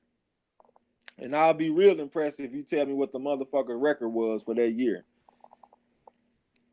Once again, who holds the record for the most fights in one calendar year? And this is another question that we done asked on our channel a bunch of times. You know what I'm saying? I am Will say it's my first time here for this and I love it. Yeah, appreciate you participating, man. You know what I'm saying? Don Dada said DW Deontay Wilder versus Ortiz. Who holds the record for the most fights in one calendar year? I don't see it. Lala D say Sam Langford. You know what? I like your answer. Even though it's not the correct answer, I like your answer. You know what I'm saying? Because he is in the same sentence with this guy. Like, well, I would say that this guy is in the same sentence as Sam Langford. Because most true boxing historians got Sam Langford as the #1 ranked fighter of all time. You know what I'm saying? Like if you look at scrapbook boxing and stuff like that, that's who they rolling with, Sam Langford. But that ain't the answer to this question. So who holds the record for the most fights in one calendar year? Rafael say Julio Cesar Chavez, I guess. Nah. Chris Rayner got it. That would be Harry Greb, the Pittsburgh Windmill. And he was 34-3 that year. That was his record for the year. 34-3. He had 37 fights. That's most fighters' career. You know what I'm saying? Next question. Okay, what was the first fight where a venue was constructed specifically for boxing? And this is the last question. Don Dada said, I got it. Thanks again. What you got it? You got it? I ain't see you get it, bro. Last thing I see you say is Deontay Wilder versus Ortiz. I ain't see it. No, I gave him a link, bro. I gave him the link to the fight. Oh, okay. Once again, what was the first fight where a venue was constructed specifically for boxing? Because Rainer straight knowledge from Marlo's corner for sure. J1 Pro said Blue Horizon. I don't know the name of the actual venue, but like what fight, like between what two fighters was the venue constructed for? And at that time, it was pretty much the biggest fight in boxing history. You know what I'm saying? Because it had, I'll give y'all some hints. It had racial implications. Both fighters were undefeated, and one fighter had retired as the lineal heavyweight champion, and he came back to fight against this fighter. So the lineal championship had changed hands in this fight, and like I said, it was a historical fight. Had a lot of racial implications and shit. You know what I'm saying? Joe Lewis versus Max Miller. That's a good guess. Raphael say Jack Johnson versus a white dude. What white dude? I ain't gonna let you make it with that. This you should know the name of this goddamn dude. You got a boxing channel, you know what I'm saying? Jay Phillips said Robinson and Gatlin. Who is that? I don't know what you're talking about. Don Dollar said Jack Johnson versus Saul Canelo Alvarez. Nah. Bonton said Deton said Rumble in the Jungle. Nah, it wasn't Rumble in the Jungle. Eric Jenkins said Jack Johnson versus Gene Tunney. Unfortunately, Gene Tunney would never fight a fighter like Jack Johnson because Gene Tunney refused to fight any black fighters. You know what I'm saying? Jay Phillips said Kid Gavilan versus Robinson. That's not it either. Don Dottie, yeah, Jim Jeffries. That's who it Jim Jeffries, the original Great White Hope. You know what I'm saying? Y'all remember he had retired when he was like 28 and went to work as a farmer on his alfalfa patch farm that he had. You know what I'm saying? He came back when he was 34 years old and he went and fought Jack Johnson as the Great White Hope. You know what I'm saying? So that's the answer. Jim Jeffries versus Jack Johnson. And that concludes the trivia for the day. I'll start putting some more together so we can stay up on our knowledge and shit. You know what I'm saying? We can't let people like Lawrence Williams just come through and crush us every single time we do trivia. We need to be sending this ghost-smelling ass up out of here with his tail tucked between his legs. Xavier boxing nerd jumped up here. Look at it. That's another one. See, we can't let people like Xavier come in here and handle the shit out of us. You know what I'm saying? We're going to have to put something together for his ass. But yeah, that's it. You gonna do the Joe Gans? Well, it seems like the energy might be a little low, so I guess I'll go ahead and just do the Joe Gans next time. I do it more towards the beginning, you know what I'm saying? Going from the, unless y'all want me to, let me know if y'all want me to read the Joe Gans shit. Otherwise, we'll probably just go shut it down and go find something to eat and shit. But it's up to y'all on what y'all want to do. Jay Phillips said, nice brain exercise. Yeah, for sure, man. You know, that's how you learn. It's repetition and recall. You know what I'm saying? So we're going to try to be on that shit. Don Dollar said, who Barney Ross? Barney Ross was a bad motherfucker, man. He was mainly fought at lightweight and shit. He fought at welterweight, too, though. He, like I said, he was a person that Henry Armstrong beat for the championship. He was a 3-division champion. He was slick, too, man. If you go back and you watch some of his old fights, like go watch that trilogy that he had with Jimmy McLaurin. Like, the motherfucker was just battling, bro, just going toe-to-toe for 3 fights. For 15, for 3 fights, they went toe-to-toe. Barney Ross and Jimmy McLaurin. He was a good fighter. I second that, bro. I watched him after you sent me those videos about him. He was badass. Yeah, Barney Ross was a bad motherfucker, man. If he fought today, he would be a problem in the game. You know what I'm saying? But Don Dollar said teach, so you want the Joe Gans. So we'll go ahead and read the Joe Gans. Okay, so Joe Gans, according to BoxRec, he was 145, 10, and 16. and he had 100 knockouts. You know what I'm saying? So Joe Gans, he was slick as hell, but he wasn't just moving and grooving. Goddamn, you putting something on your ass that's gonna stick to your ribs. You know what I'm talking about? But they said he was 5'6" and a half. He had a 71-inch reach, and he was from Baltimore, Maryland. Fought at lightweight. He was an orthodox fighter, and he fought from 1891 to 1909, and he went by the alias the Old Man. Gans was rated the greatest lightweight boxer of all time by boxing historian and Ring magazine founder Nat Flasher or Fleischer or some shit. Known as the Old Master, Gans became the first African American world boxing champion.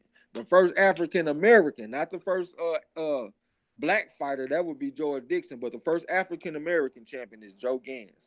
He also won the first two-time lineal lightweight championship. He was also he also was the first two-time lineal lightweight champion and is also the great uncle of Tevin Farmer. So his bloodline goes through Tevin Farmer. Gans started boxing in early 1891. Starting out in the city of Baltimore, he gained many fans within the boxing world, both white and black alike, with his scientific approach to fighting. Unlike the more brutish and adrenaline fuel styles of fighting, many prevalent unlike the more brutish and adrenaline fuel styles of fighting more prevalent in the time. My handwriting is fucked up right now. Gans's fighting method involved leaning on opponent's strengths and weakness.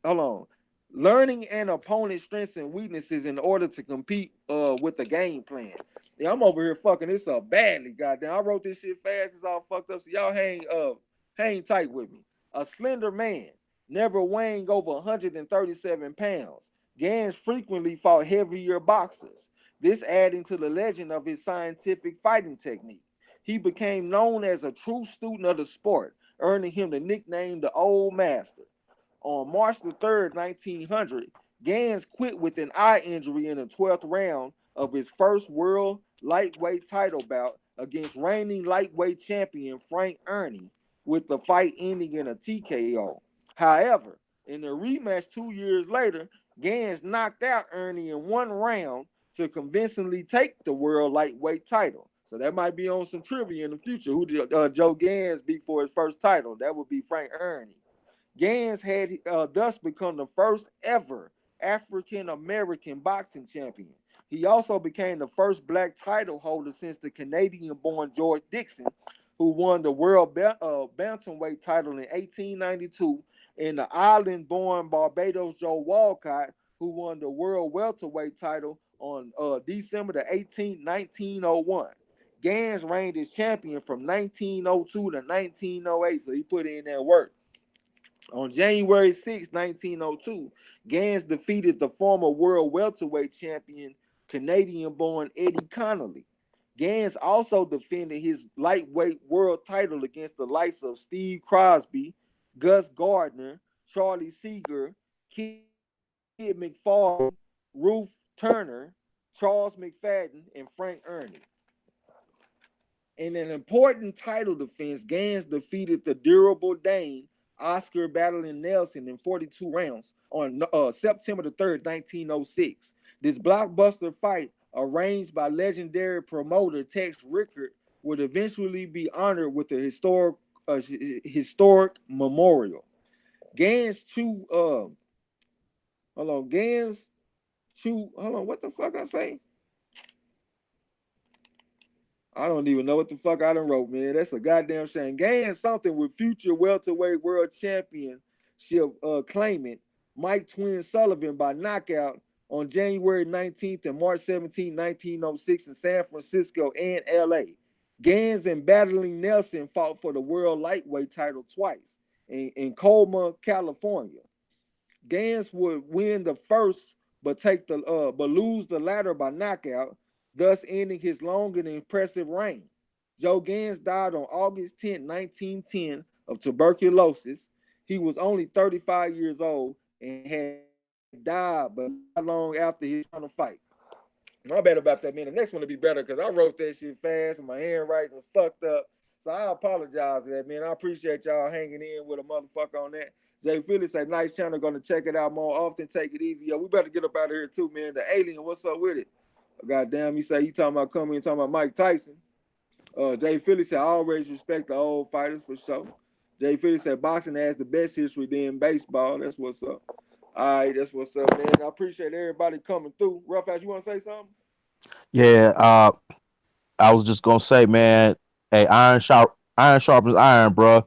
Only way we're gonna get our knowledge up, man, is to keep getting, you know what I'm saying, good trivia like this. And check out some of these old fighters for yourselves, man. That boy Trey put me up on Willie Pep. You know what I'm saying? I had to check out what I could find on him, man. That boy Willie Pep was a bad motherfucker. Yes, sir. Yes, sir. I appreciate everybody coming through the gym, man. You know, I know this was unplanned, you know what I'm saying, spontaneous and shit, but I appreciate y'all coming through, man. We're going to be on the fight call on Saturday. Y'all remember, the first fights, they start at 1 p.m. Central Standard Time. That's going to be the zone card with the World Boxing Super Series. Ivan Baranchis versus Josh Taylor. That's going to be at 1 o'clock Central Standard Time. And then later on that night, I think around 8 o'clock Central Standard Time, we're going to be on Showtime, I believe, for Deontay Wilder versus Dominic Breazeale. So it's going down. Get your gasma pumps ready. Get you some of that good gas to go in it. Lala D, go get you some of your them frozen margaritas. You know what I'm saying? And we about to get it in, goddamn. We're going to have some fun.